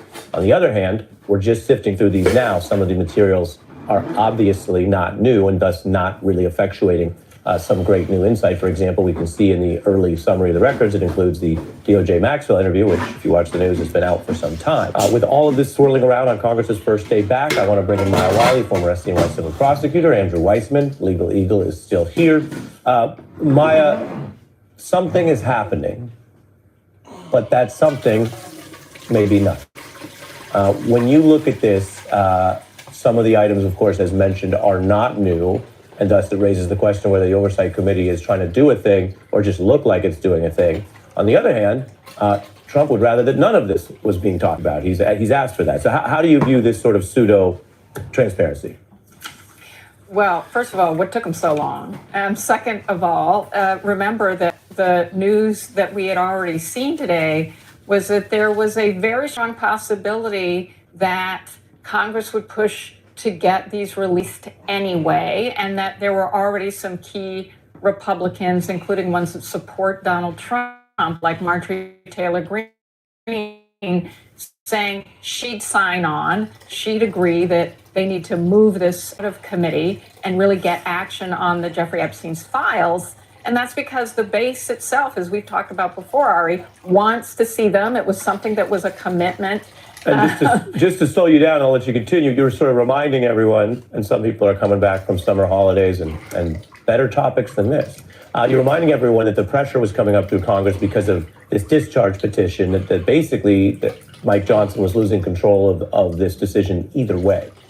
That's correct. And discharge petitions, this sounds very formal, but all it really means is when leadership isn't moving, when something's not moving through committee, it's been sitting around for a long time, it is possible for the members of Congress to simply say, look, there are enough of us that want it out there that we're just going to skip the line here and push it and have it done. And that's why I'm saying we had people like Marjorie, we had a Republican, Representative Massey from Kentucky saying, I want to see him out, and Marjorie Taylor Greene signing on. They only needed 3 more Republican votes for the discharge, and that's important to note. The way I see this is their hands were forced. Andrew? I don't do math in public, but this is the way that I look at this.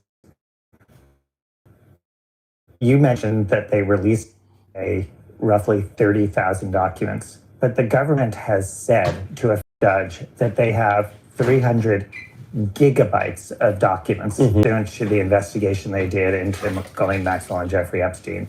This is a pimple on an elephant. I mean, this is a grain of sand, whatever metaphor you want to use. I mean, talk about death by 1,000 is such a non-event in terms of if you actually want to have transparency, where are the 300 gigabytes of documents? And redact names of victims and certain personal identifying information, but this is not transparency. Maya, why are we still talking about this today? Johnson famously adjourned Congress early to just try to get some time and space away from this, and now it's the first thing roaring back. And I'm going to play in a moment. Everyone's expecting this press conference tomorrow, where we're going to hear from more of the Epstein victims. But so why are we back to this? Well, first of all, I think Andrew said it well. This is not just about what is true transparency and the fact that it hasn't gone away because Donald Trump himself and his own leaders made this a major issue for their base. Their base isn't going away. And I think you at least showed an image of Haley Jackson's interview with survivors who are coming forward, are very angry. It's very clear that the American public is saying, why are you hiding it? The why question is a big one, and it's not going to go away. Because as a community of folks across the political spectrum are making clear, it's like this is just too big. There are too many victims. There's too much that has been said in public about what exists, and it isn't going to go away. That's been clear for a long time, and certainly that's why we see this, the committee releasing what it's released. At the end of the day, it's about what the Department of Justice is going to release and what Donald Trump is going to allow, which is why the fight's going to continue.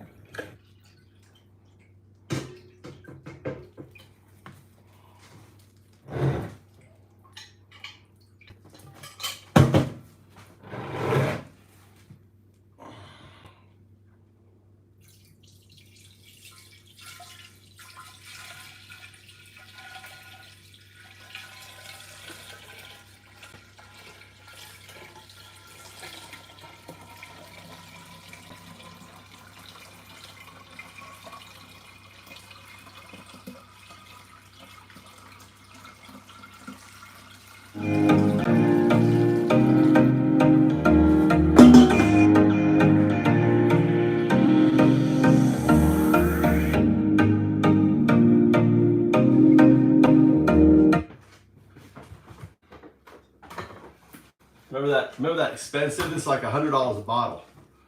So I'm gonna add some of this in here. So I filtered. This is my special. Look at that special hooch. Isn't that a great color? Special hooch. So we're gonna put this in here. Put that probiotic in here. It's a lie.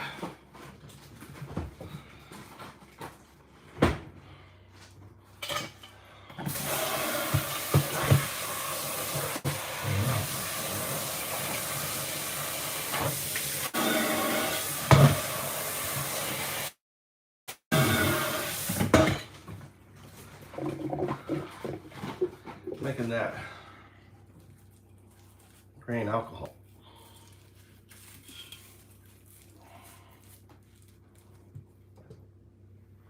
Perfect. Is that fit in here? No, it's got to go in here.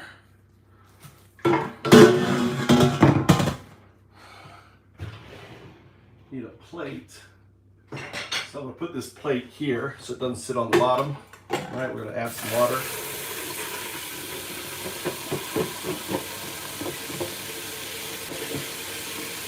So I'm going to do like I do yogurt. I'm going to do like yogurt here. Perfect. Look at that. Perfect.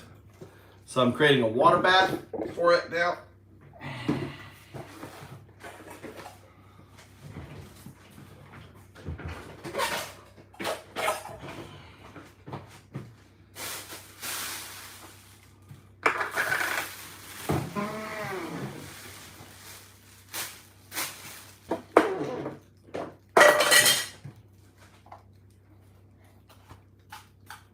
Put some GMO-free sugar in here for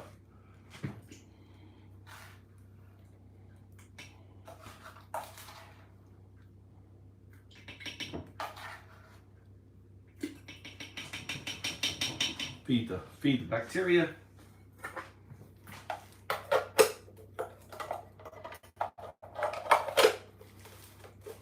No idea, Jamie. No idea. I'm making more of a probiotic. It's not about the fruit, it's about the probiotic.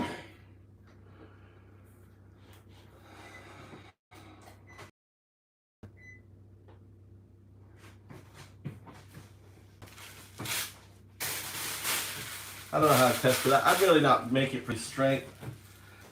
Make it for the probiotic side of it.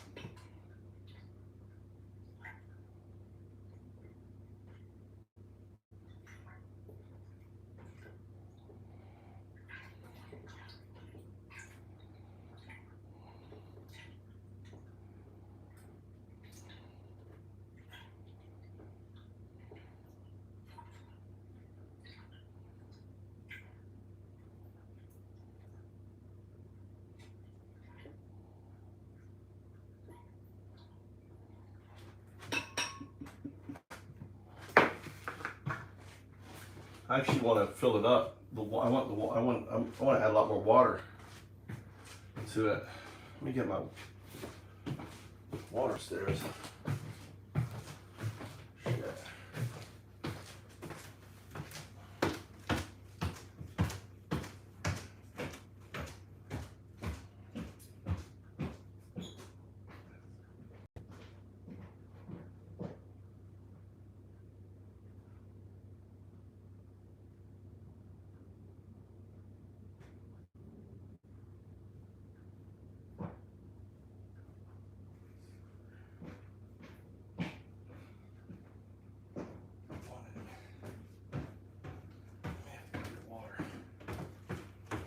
I'm gonna have to go for a water run.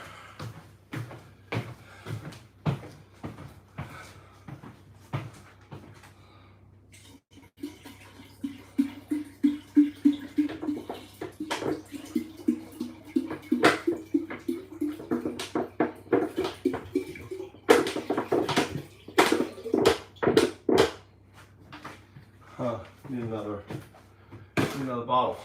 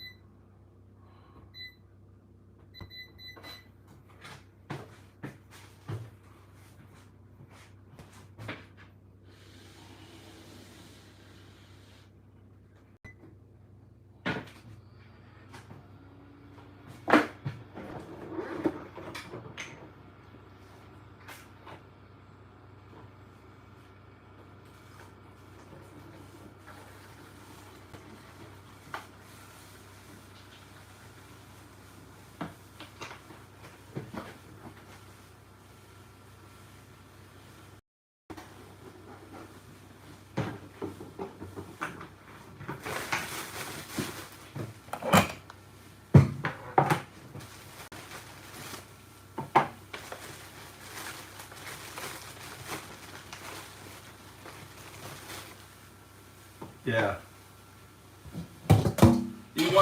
Yeah. I mean, if she gets killed or something, I mean, it sucks for her, but it will definitely, well,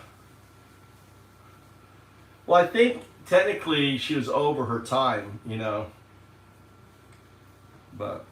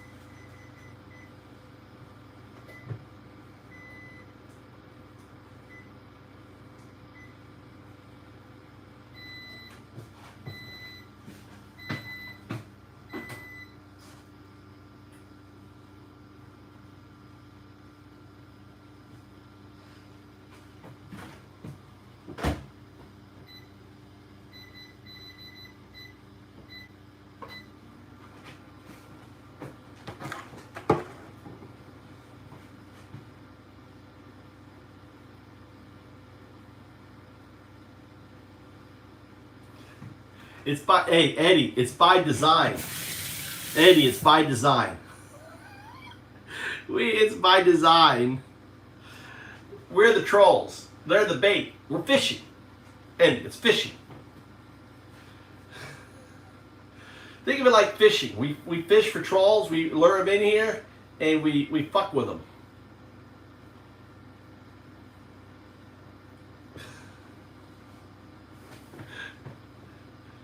By design. By design.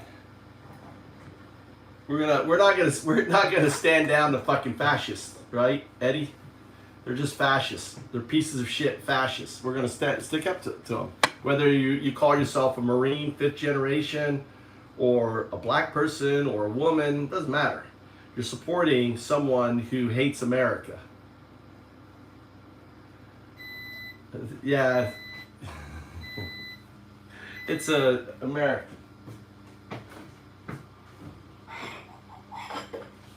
Eddie's a gentle spirit. it's how we won the our independence, right, Eddie? It's how we won our independence. How are the prostitutes? I wouldn't know, dude. I don't partake in prostitutes, but I hear they're okay.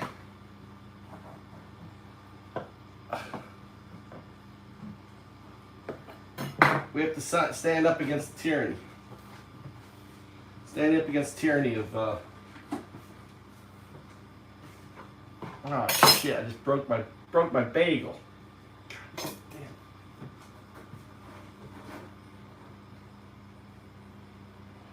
At the top.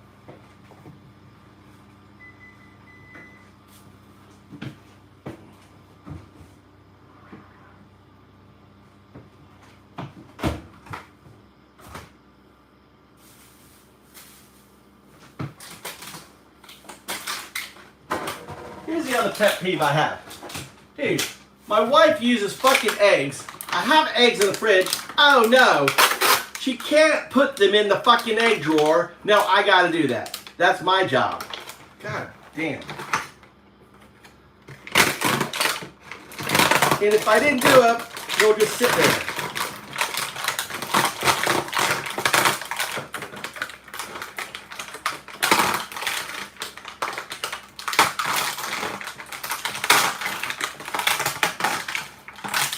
We got all sorts in here. We got liberals, conservatives. We're all fighting for the same thing.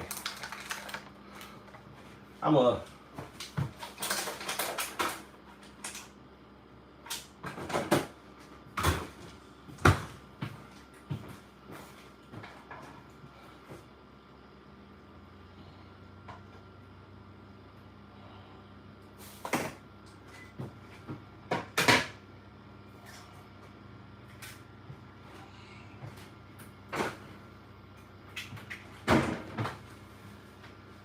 Look at that steak. Let's go.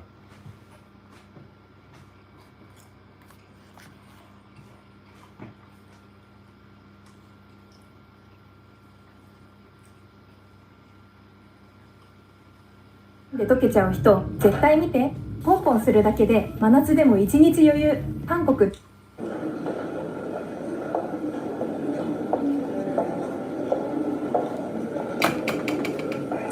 We're going to go ahead and start.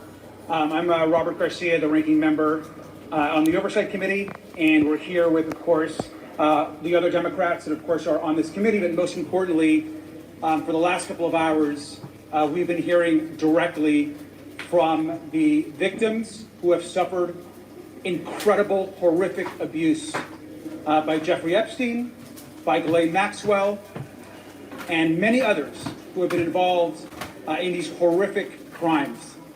I will say, and I know I speak on behalf of all of us, that the courage that these women showed today has motivated us so much more to seek justice, accountability, and transparency. And we do not care how powerful, how connected, or what political party those that have victimized and caused horrific pain and sexual abuse to these women are. We will seek justice. I want to just start with a few folks who are going to say some remarks. I want to start with Ayanna Pressley. Congresswoman, of course, has been a great leader on this. We'll share from a few folks, and I will wrap it up and answer any questions at that time. I want to add before we start that much of the conversation that we had is also confidential, and it's our job to protect the privacy of the women and what they've said, and there are numerous conversations that will be happening in the days ahead. So, Congresswoman. Thank you, Ranking Member Garcia. What we heard here today was harrowing, and it is proof of what has been an institutional, systemic betrayal for decades. These women now who were preyed upon, groomed, exploited, violated from as young as 13 years old.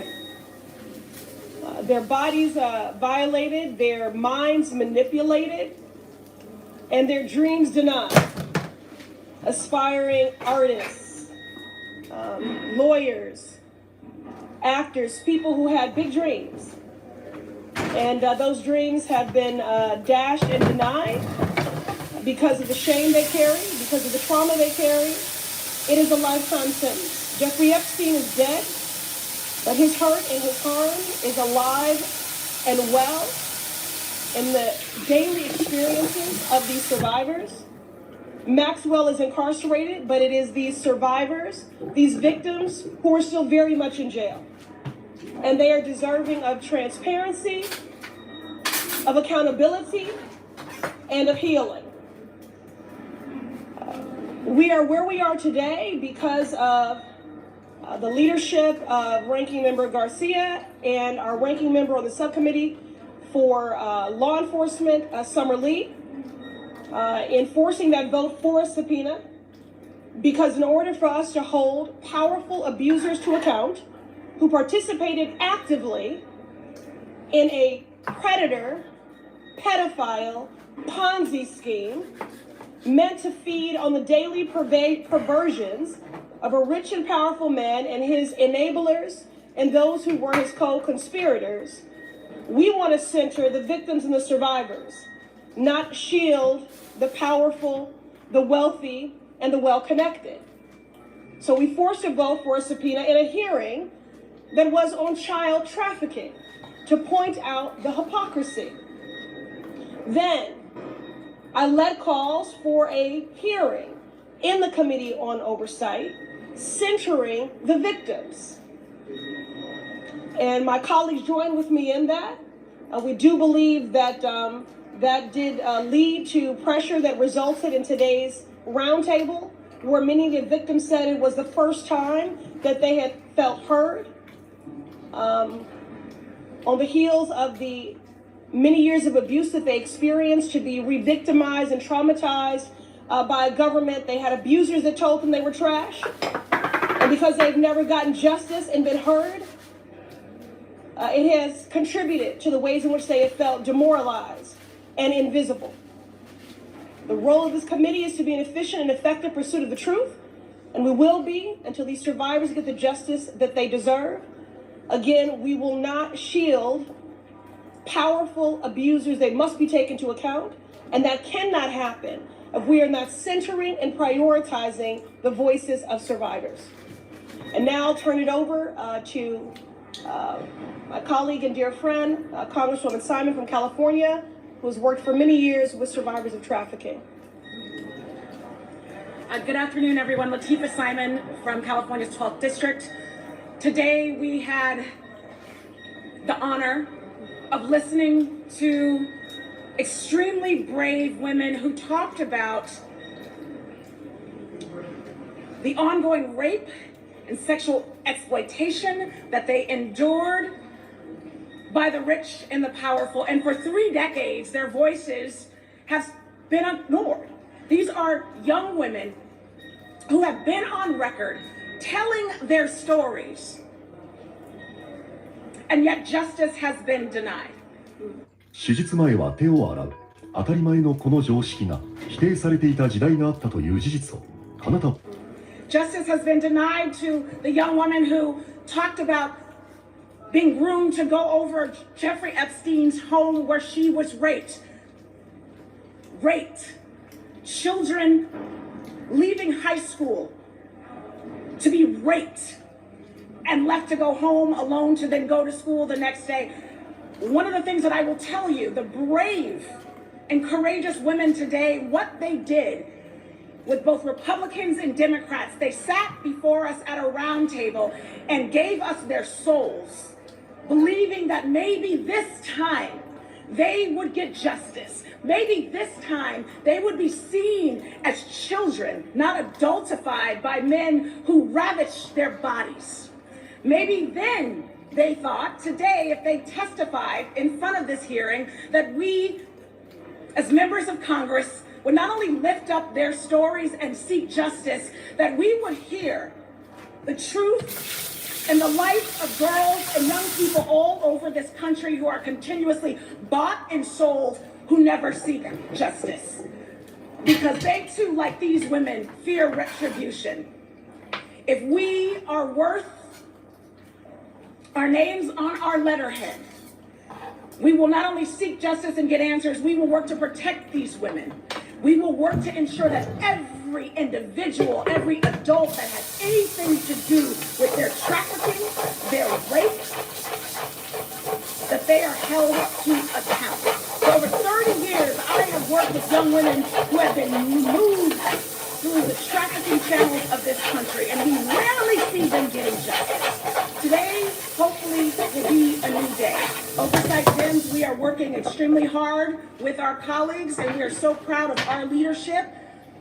Now we have to move on, get answers, provide protection and support for these women so that more folks come forward, and that the United States is looked upon, hopefully, as a country that protects children, that protects young women, that ensures that if you hurt one of our children, you will absolutely be held to the maximum levels of accountability. Thank you all. I would like to actually introduce my colleague, Summer Lee, who you heard before is the ranking member of the subcommittee on Oversight Dems, representing, of course, Oversight Dems in the subcommittee for law enforcement. Ms. Lee. Thank you all so much.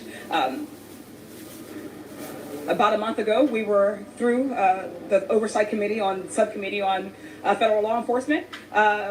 Me alongside our colleagues on that committee, were able to force a vote to pass a motion to subpoena the Department of Justice to release all of the files associated with the Epstein case, of course, unredacted and complete. We know that since then, we've seen a small trickle in of papers and files that, of course, revealed very little new, but was, again, another attempt to obstruct justice, to distract from what we are here to do, and to keep, of course, prolong this out. But what we saw today in listening to these incredibly brave women who were once young girls, who were victimized repeatedly and have been repeatedly victimized since then because of profound levels of just injustice, profound levels of failure, systemic failure at every single level. They are here to remind us that the reason why we passed this motion, the reason why we had, even if it was just a little bipartisan support at the time, was because our reason for being here is to make sure that whether it is the government of the United States or princes or elected officials from other countries or wealthy billionaires, that no one should be above the law. That if we are going to be a country of laws, that they must be equal, applied to every single person.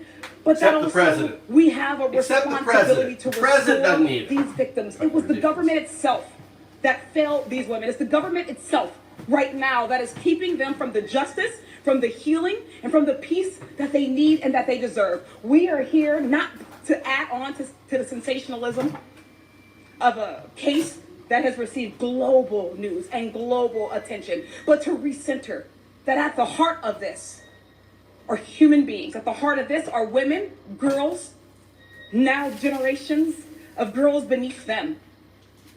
Though we were able to hear from a number of women today, we know that there were hundreds of women who were involved in this case. Hundreds of women, many of whom are unnamed, but hundreds of women who were victimized, who were sexually abused and then re-victimized by the obstruction from the government. And behind them are millions of girls who have watched how our country, how society handles cases of sexual abuse. They have watched the rich and the powerful get off. They have watched, even in death, them be protected. And we are here as oversight Democrats to say that the time to step up, the time to push, to fight, to ensure justice is now, and today is why we are here to renew our calls, not just for an official hearing, as Representative Ayanna Pressley has called for an official hearing on the books within our committee. Though we are thankful for the roundtable that we had today, we affirm our calls for that. We also reaffirm our calls for the Department of Justice to hand over immediately all of the files within its custody. Not just to ourselves, but also a reminder that, as we learned today, some of the victims themselves have not been able to access their own files. So we want to remind the press, we want to remind our country and the population that these women are still seeking justice for themselves, that they're still seeking healing for themselves. And to the extent that we are able to continue to keep our eyes on what the ultimate prize is, that we will do that. That we will continue to pursue justice in a way that does no more harm to these women and does no more harm to any of the victims, not just of Epstein, but of sexual assault across our country. Thank you.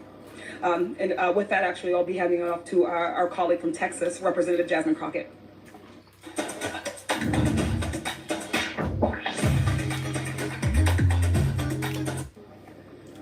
Thank you so much. And first of all, let me just say that we are standing before you. We're having this conversation because of the oversight Democratic leadership. And so I want to reiterate that it's the Democratic leadership on oversight that has truly been able to move this forward. I'm sure many of you don't recall, but we were sent home early to try to avoid being able to take a vote on something like getting these files. We are about doing real transparency. We don't care who's in the files, we are going after you. So if I had to sum up what happened today, we heard the stories of victims, and honestly, we heard the story of at least one person that has never come forward before today. This was the very first time that she was telling anyone in a semi-public way her story. And if I had to summarize the theme, I would say that their theme was to do something.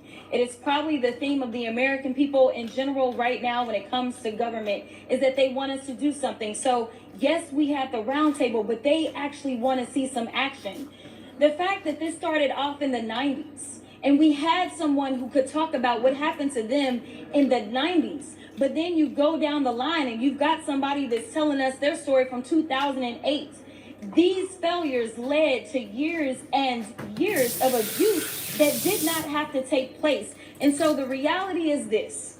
Some think that this is all over and some think that nothing else is going on. But if there was ever a RICO case, it would have been the Epstein case. So how we went from something that should have been RICO because of how sophisticated of a system this was, and this wasn't just one little sick old man that was doing stuff, but there were so many layers, whether we're talking about the banks that were involved, whether we're talking about those that worked for him, that helped him, whether we're talking about the monster known as Maxwell, and that's exactly how y'all need to refer to her. She is a monster. She is not a victim. So let me tell you, I want some action items to come out of this because for once we somewhat look like we're bipartisan in the Oversight Committee. Number one, we need answers. We need answers on why it is that Maxwell was transferred from her current station or her former station in Florida down to Texas. We need to have an understanding because everything that I heard today leads me to know that for sure she was all up and in and through this entire process. Not to mention that she was indicted by a jury of her peers and then she was tried and convicted and given 20 years. So why is it that we had somebody, again, it almost seems like we are doomed to repeat our failures, because why is it we have high-level people that seemingly are running cover for a criminal? And that is what she is. She is a monster and she is a criminal. So number one, we need answers on what happened with that transfer, why it took place, and honestly, we all need to stand together and say that Maxwell needs to go back to where the monsters go, which is to a higher level of security. We also need to understand that Debbie Wasserman Schultz has legislation that she has been trying to push forward. And so in a bipartisan way, we all need to get behind Debbie because we found and what we learned is that there were loopholes as it relates to the Crime Victims Act. And so we've got to make sure that no other victims suffer in the way that they did when you have somebody like Alex Acosta that decides that he wants to play games and dismiss a case and never inform the victims of what's going on as is required by law. So we are going to have to fix those loopholes to make sure that that doesn't happen, because it took them 10 years of fighting this, and ultimately by the time they got to the end of it, well, it also was Jeffrey Epstein's end, and so there was not a resolution for that. And the final thing that I think that we need to do is obviously we need to continue to push forward and make sure that we get all the files, because we know that we have not received them all. Because I am standing in front of the press, I'm also going to make a plea. one of the things that I realized was that there's a lot of stuff that the DOJ may have, but honestly, if you don't have a thorough investigation, and I can't say if we had a thorough investigation or not, we have no idea. But the reality is that when you have investigators that go out and they collect information. I am not necessarily convinced that they even have gone out and done their due diligence to fully investigate this case in the first place. So if there's anyone in the public that believes that you have information that would be valuable, you've never been able to get through to federal agencies, or no one would listen to you when you try to go forward and bring information forward. I am asking that you trust oversight DIMS and you bring that information to us. Or if you know where some information is contained, let us know so that we can then send subpoenas out that way. We want to do right not only by those that have already suffered under Epstein, but we want to prevent other trafficking rings that we know are out there. We want to make sure that we are doing right for future generations. So with that, I now have the honor of presenting to you the firecracker out of New Mexico.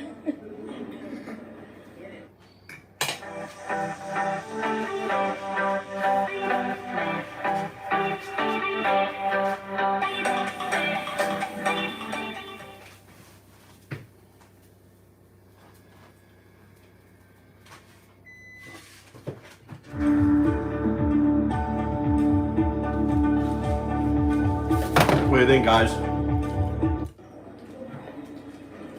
All right. Well, I'm Melanie Stansbury, and I represent New Mexico's 1st Congressional District. And I want to say that I'm truly stunned by what I heard today.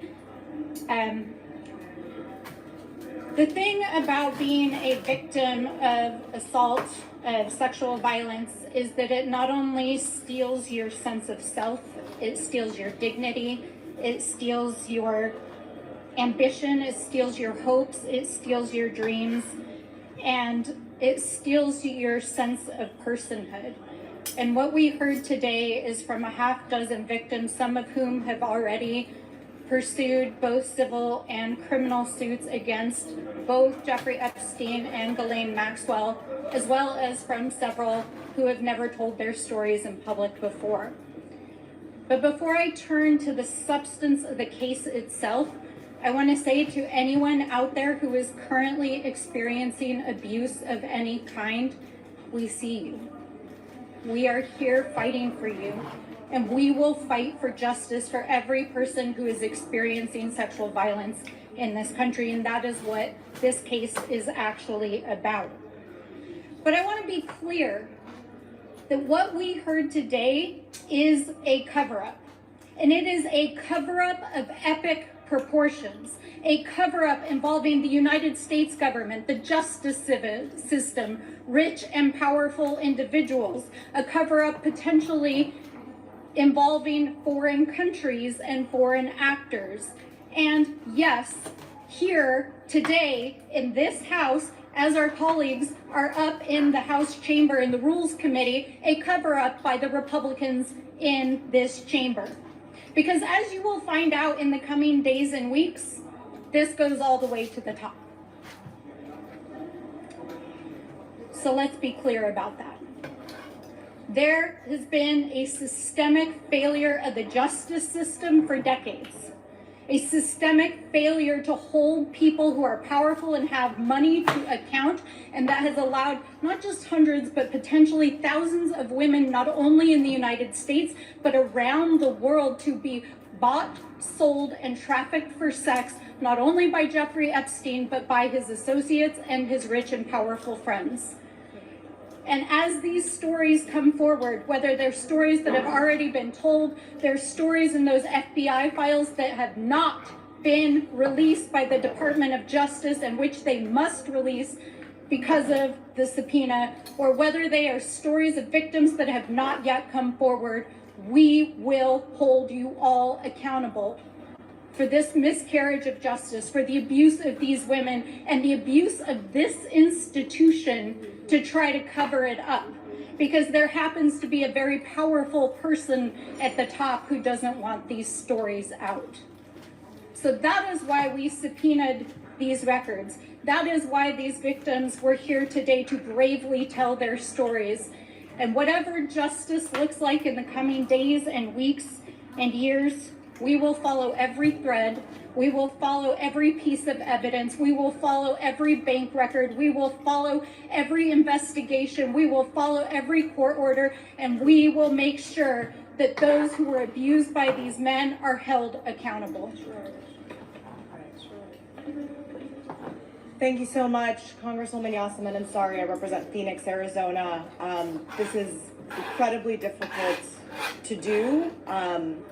We sat this afternoon listening to brave, courageous women in the face of threats to their lives and threats to their families' lives, in the face of retaliation from the highest ranking officials, from billionaires, from extremely powerful people that we haven't even begun to scratch the surface of. We sat there today listening to these brave women speak and tell us the truth about what has happened for decades in this country without any accountability whatsoever. Listening to them, I was in awe because I don't think I could have done what they did today. I think I would have been too scared and too fearful of what might happen to me. And the fact that some of these stories and the abuse that has been ongoing for so long, I was 4 years old when some of the witnesses, some of the folks in the room today began being abused by Jeffrey Epstein and Ghislaine Maxwell. And as the youngest woman currently serving in this body, I feel an immense responsibility that we do not let this go on any longer, that we need justice and accountability, and we need to prove to young women in this country, to our daughters and to our granddaughter, 人間の体すべてが神経支配なんですよね。そうなんですよ。だからまあ例えば筋肉が硬いからってマッサージしましたっていうのも別にそこ that we will not let the government of the United States of America, what is supposed to be a free country, a country that believes in law and order and justice and accountability, protect the most powerful people, not only in our country, but who knows, from across the world.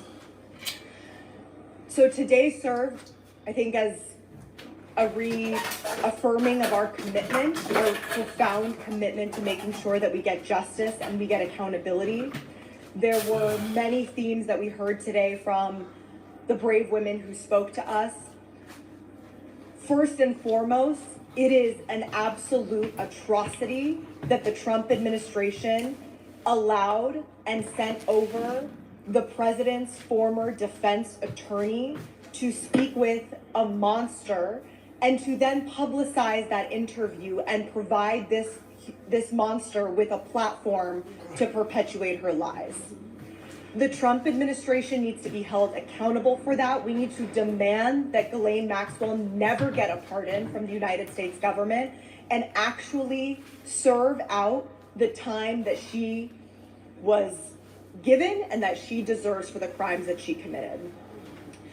House Oversight Democrats, and I'm so grateful to our leadership. We are incredibly lucky to have the leadership of Representative Garcia and, of course, Congresswoman Lee, who initiated the subpoena. But this is just the beginning. I think today made very clear that even those of us here who've been working on this and fighting for this, there is so much to this story that nobody knows. There are decades worth of stories and information and a cover-up of this capacity to have allowed for the abuse of over 1,000 women over the course of decades, and then stories that demonstrate that Epstein and others were able to perpetuate the abuse beyond, even after the public knew.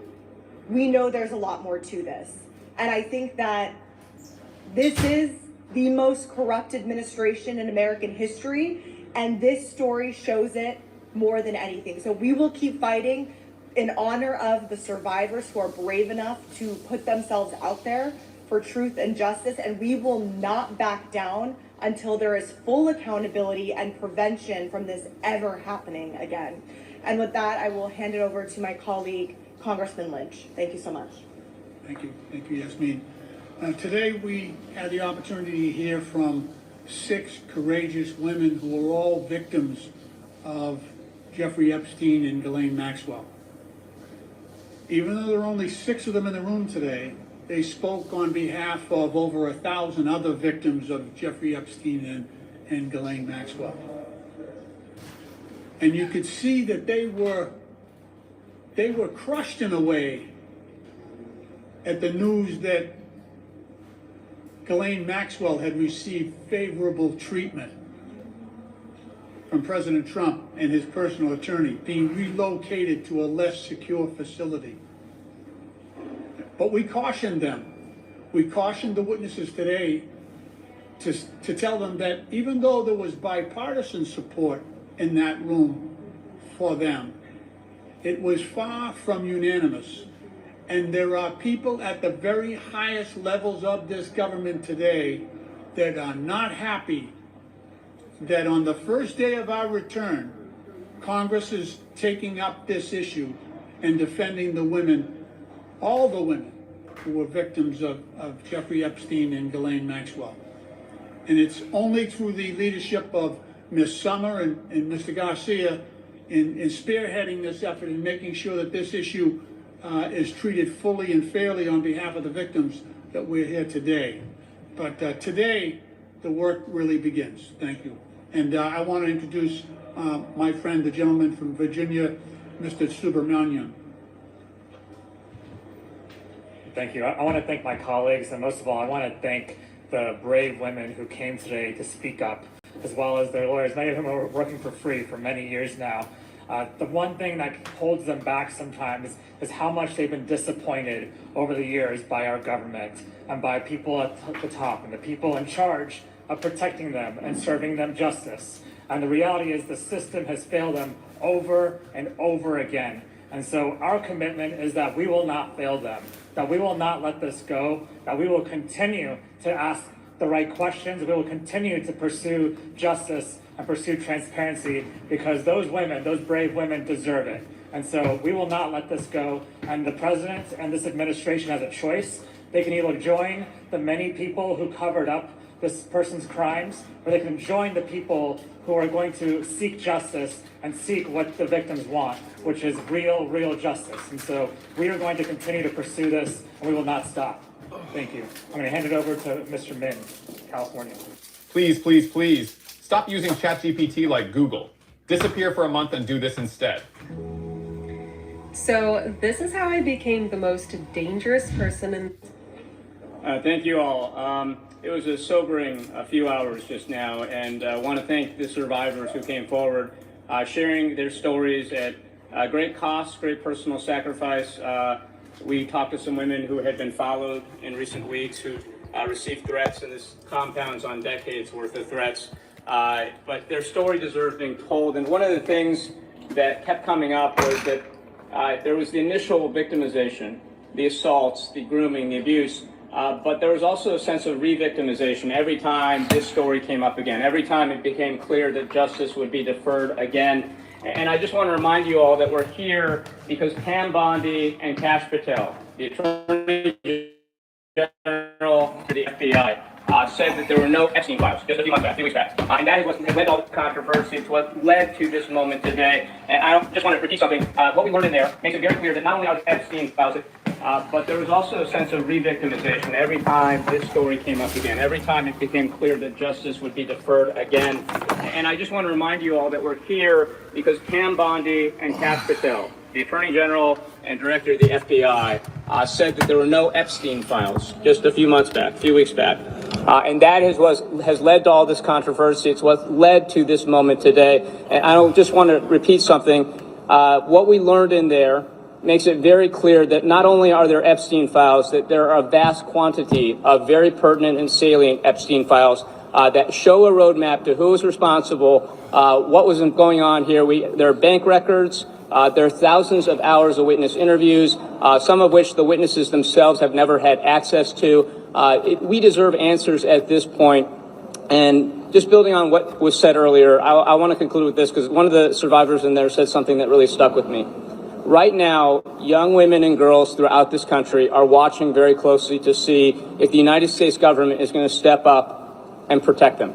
if we're going to protect them from sexual assault and abuse and human trafficking. And this is our moment to affirmatively answer the question, no. Hell no, that in the United States, we're going to step up with this oversight committee, with the leadership of Ranking Member Garcia. We're going to step up and demand those answers. We're going to demand accountability. So thank you all. And with that, I have the pleasure of introducing my colleague from St. Louis, Wesley Bell.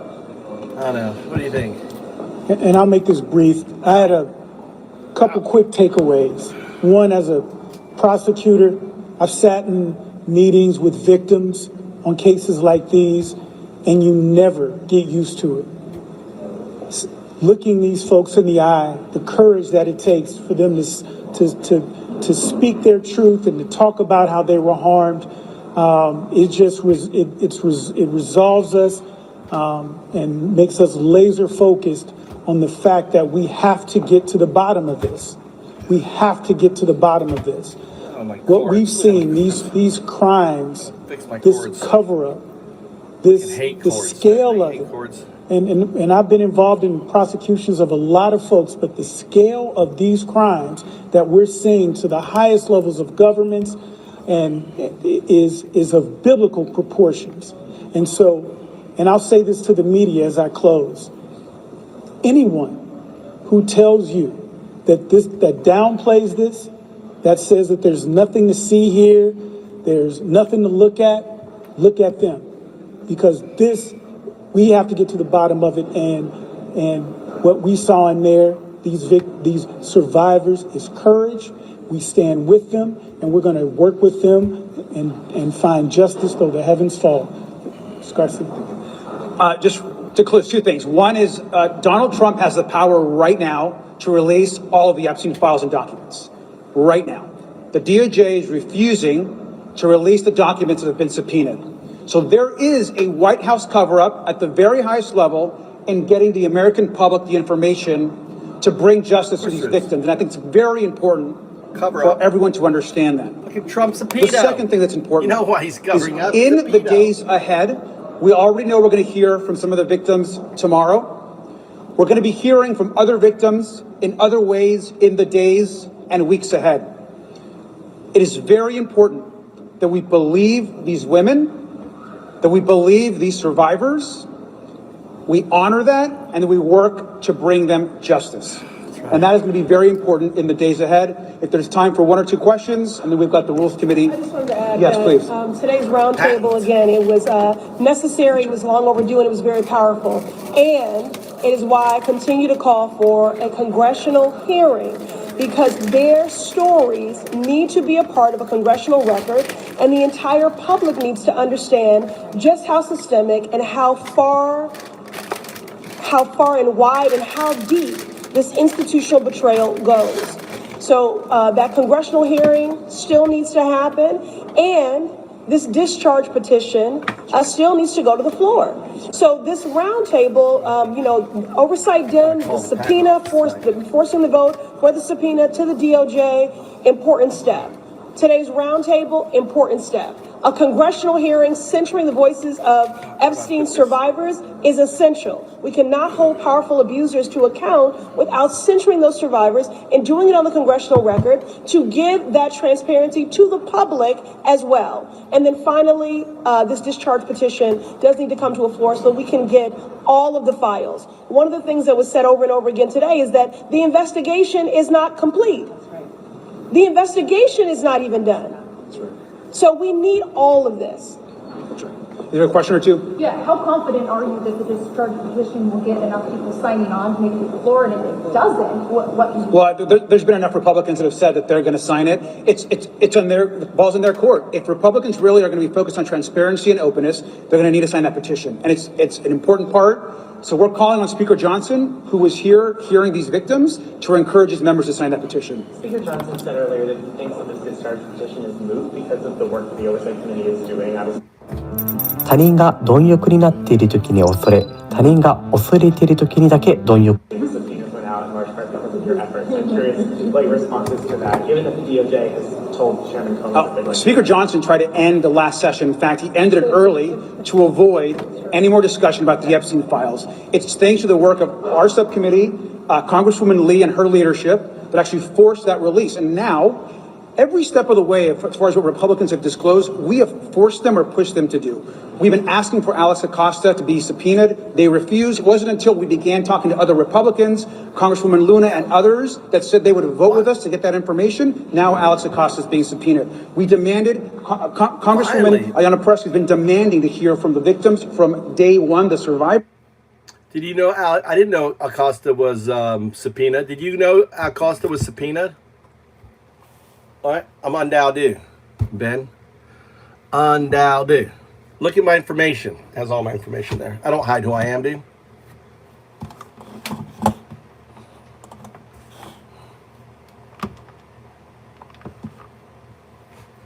Who's legit?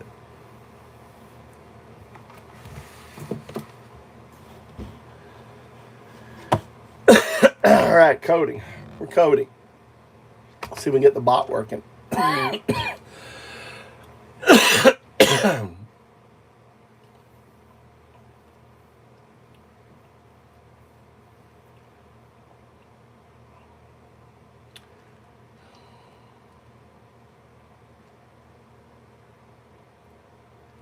Look at that. Undoubted. Scientists discover new element, magnesium. That gets old. All right.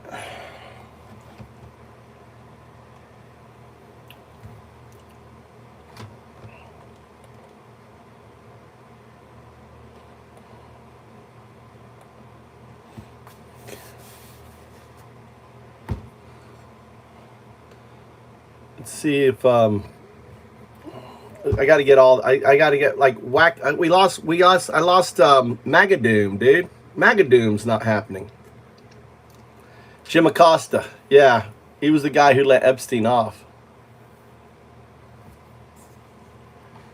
All right, so.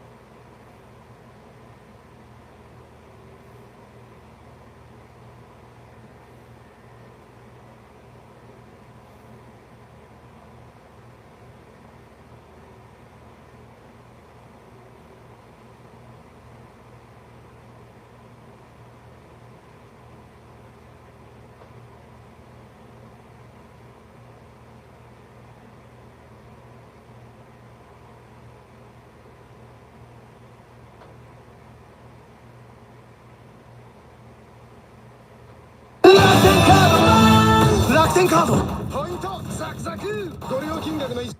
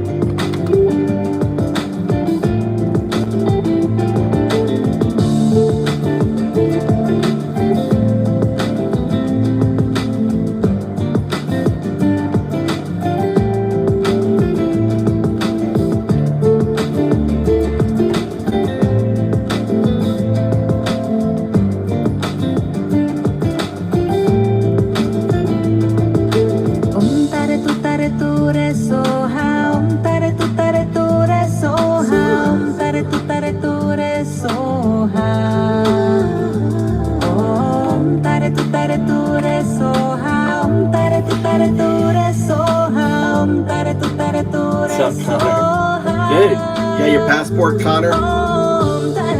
It's peaceful here. I live in the heartland of Zen. Just listen to some nice Zen music. 3 million single women here. 9 million empty homes, cheap land, cheap homes.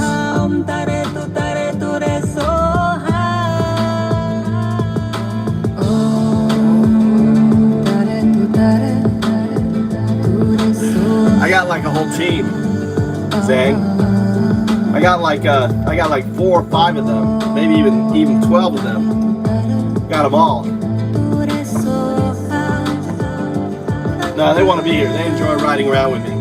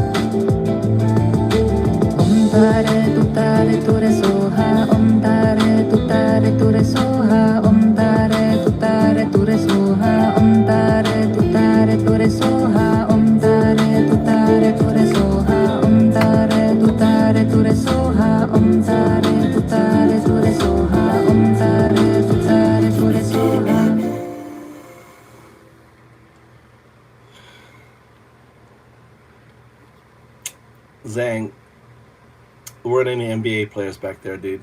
You're not funny.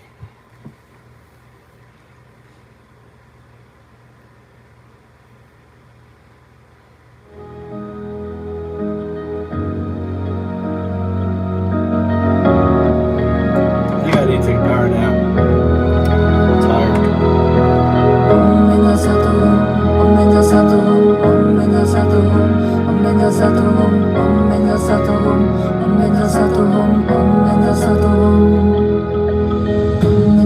Samaya manupalaya benza satu tenopa ditari drum membawa sutukayo membawa sutukayo membawa anuratu membawa sarva siri membayatsa sarva karma sutsama sitam shiriya kuruhunga ho bagawe sarva tathagata benza mame benza benzi bawa ma samaya satua satu samaya manupalaya benza satu tenopa ditari drum membawa sutukayo membawa supokayo membawa anuratu membawa sarva siri membayatsa sarva karma sutsame sitam shiriya kuruhunga ho bagawe sarva tathagata benza mame benza benzi bawa ma samaya satua benza satu samaya manupalaya benza satu tenopa ditari drum membawa sutukayo membawa supokayo membawa anuratu membawa sarva siri membayatsa sarva karma sutsame sitam shiriya kuruhunga ho bagawe sarva tathagata benza mame benza benzi bawa ma samaya satua benza satu samaya manupalaya benza satu tenopa ditari drum membawa sutukayo membawa supokayo membawa anuratu membawa sarva siri membayatsa sarva karma sutsame sitam shiriya kuruhunga ho bagawe sarva tathagata benza mame benza benzi bawa ma samaya satua benza satu samaya manupalaya benza satu tenopa ditari drum membawa sutukayo membawa supokayo membawa anuratu membawa sarva siri membayatsa sarva karma sutsame sitam shiriya kuruhunga ho bagawe sarva tathagata benza mame benza benzi bawa ma samaya satua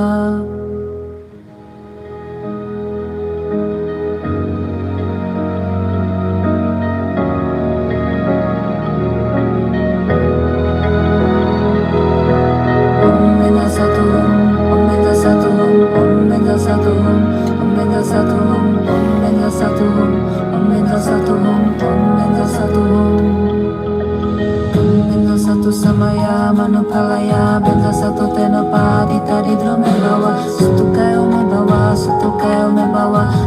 satu me bawa sarwa siri me prayatsa sarwa karma sutsame sitam shiriya guru hunga ho bhagave sarva tathagata benza mame benza benzi bawa ma samaya satua benza satu samaya manupalaya benza satu tenopati tariro me bawa sutukayo me bawa supokayo me bawa anuratu me bawa sarva siri me prayatsa sarva karma sutsame sitam shiriya guru hunga ho bhagave sarva tathagata benza mame benza benzi bawa ma samaya satua benza satu samaya manupalaya benza satu tenopati tariro me bawa sutukayo me bawa supokayo me bawa anuratu me bawa sarva siri me prayatsa sarva karma sutsame sitam shiriya guru hunga ho bhagave sarva tathagata benza mame benza benzi bawa ma samaya satua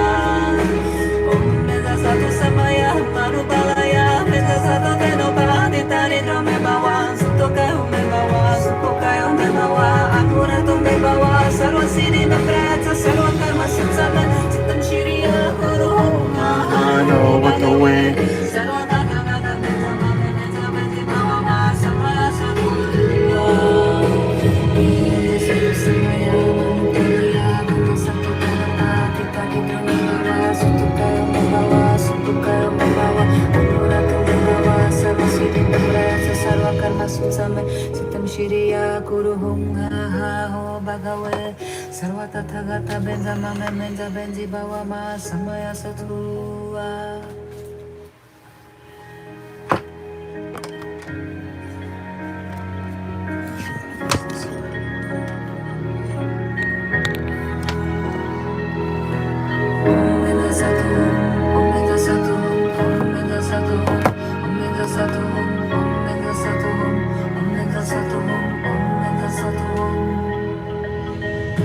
satu samaya manupalaya benza satu tenopati tariro me bawa sutukayo me bawa sutukayo me bawa anuratu me bawa sarva siri me prayatsa sarva karma sutsame sitam shiriya guru hunga ho bhagave sarva tathagata benza mame benza benzi bawa ma samaya satua benza satu samaya manupalaya benza satu tenopati tariro me bawa sutukayo me bawa supokayo me bawa anuratu me bawa sarva siri me prayatsa sarva karma sutsame sitam shiriya guru hunga ho bhagave sarva tathagata benza mame benza benzi bawa ma samaya satua benza satu samaya manupalaya benza satu tenopati tariro me bawa sutukayo me bawa supokayo me bawa anuratu me bawa sarva siri me prayatsa sarva karma sutsame sitam shiriya guru hunga ho bhagave sarva tathagata benza mame benza benzi bawa ma samaya satua benza satu samaya manupalaya benza satu tenopati tariro me bawa sutukayo me bawa supokayo me bawa anuratu me bawa sarva siri me prayatsa sarva karma sutsame sitam shiriya guru hunga ho bhagave sarva tathagata benza mame benza benzi bawa ma samaya satua benza satu samaya manupalaya benza satu tenopati tariro me bawa sutukayo me bawa supokayo me bawa anuratu me bawa sarva siri me prayatsa sarva karma sutsame sitam shiriya guru hunga ho bhagave sarva tathagata benza mame benza benzi bawa ma samaya satua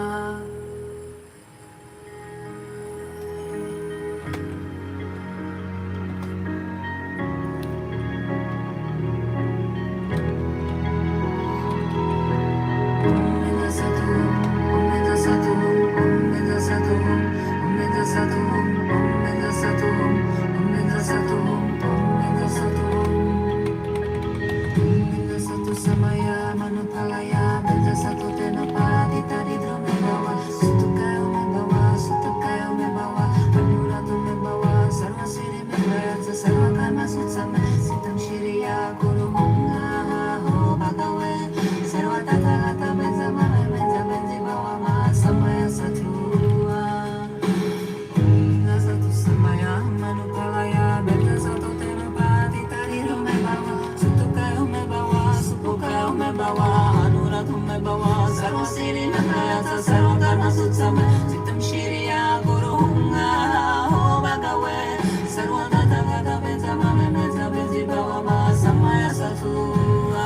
Alright, I'll be back. I'm gonna restart. I'm trying to get this shit to work, so I'll be restarting. Alright, be right back.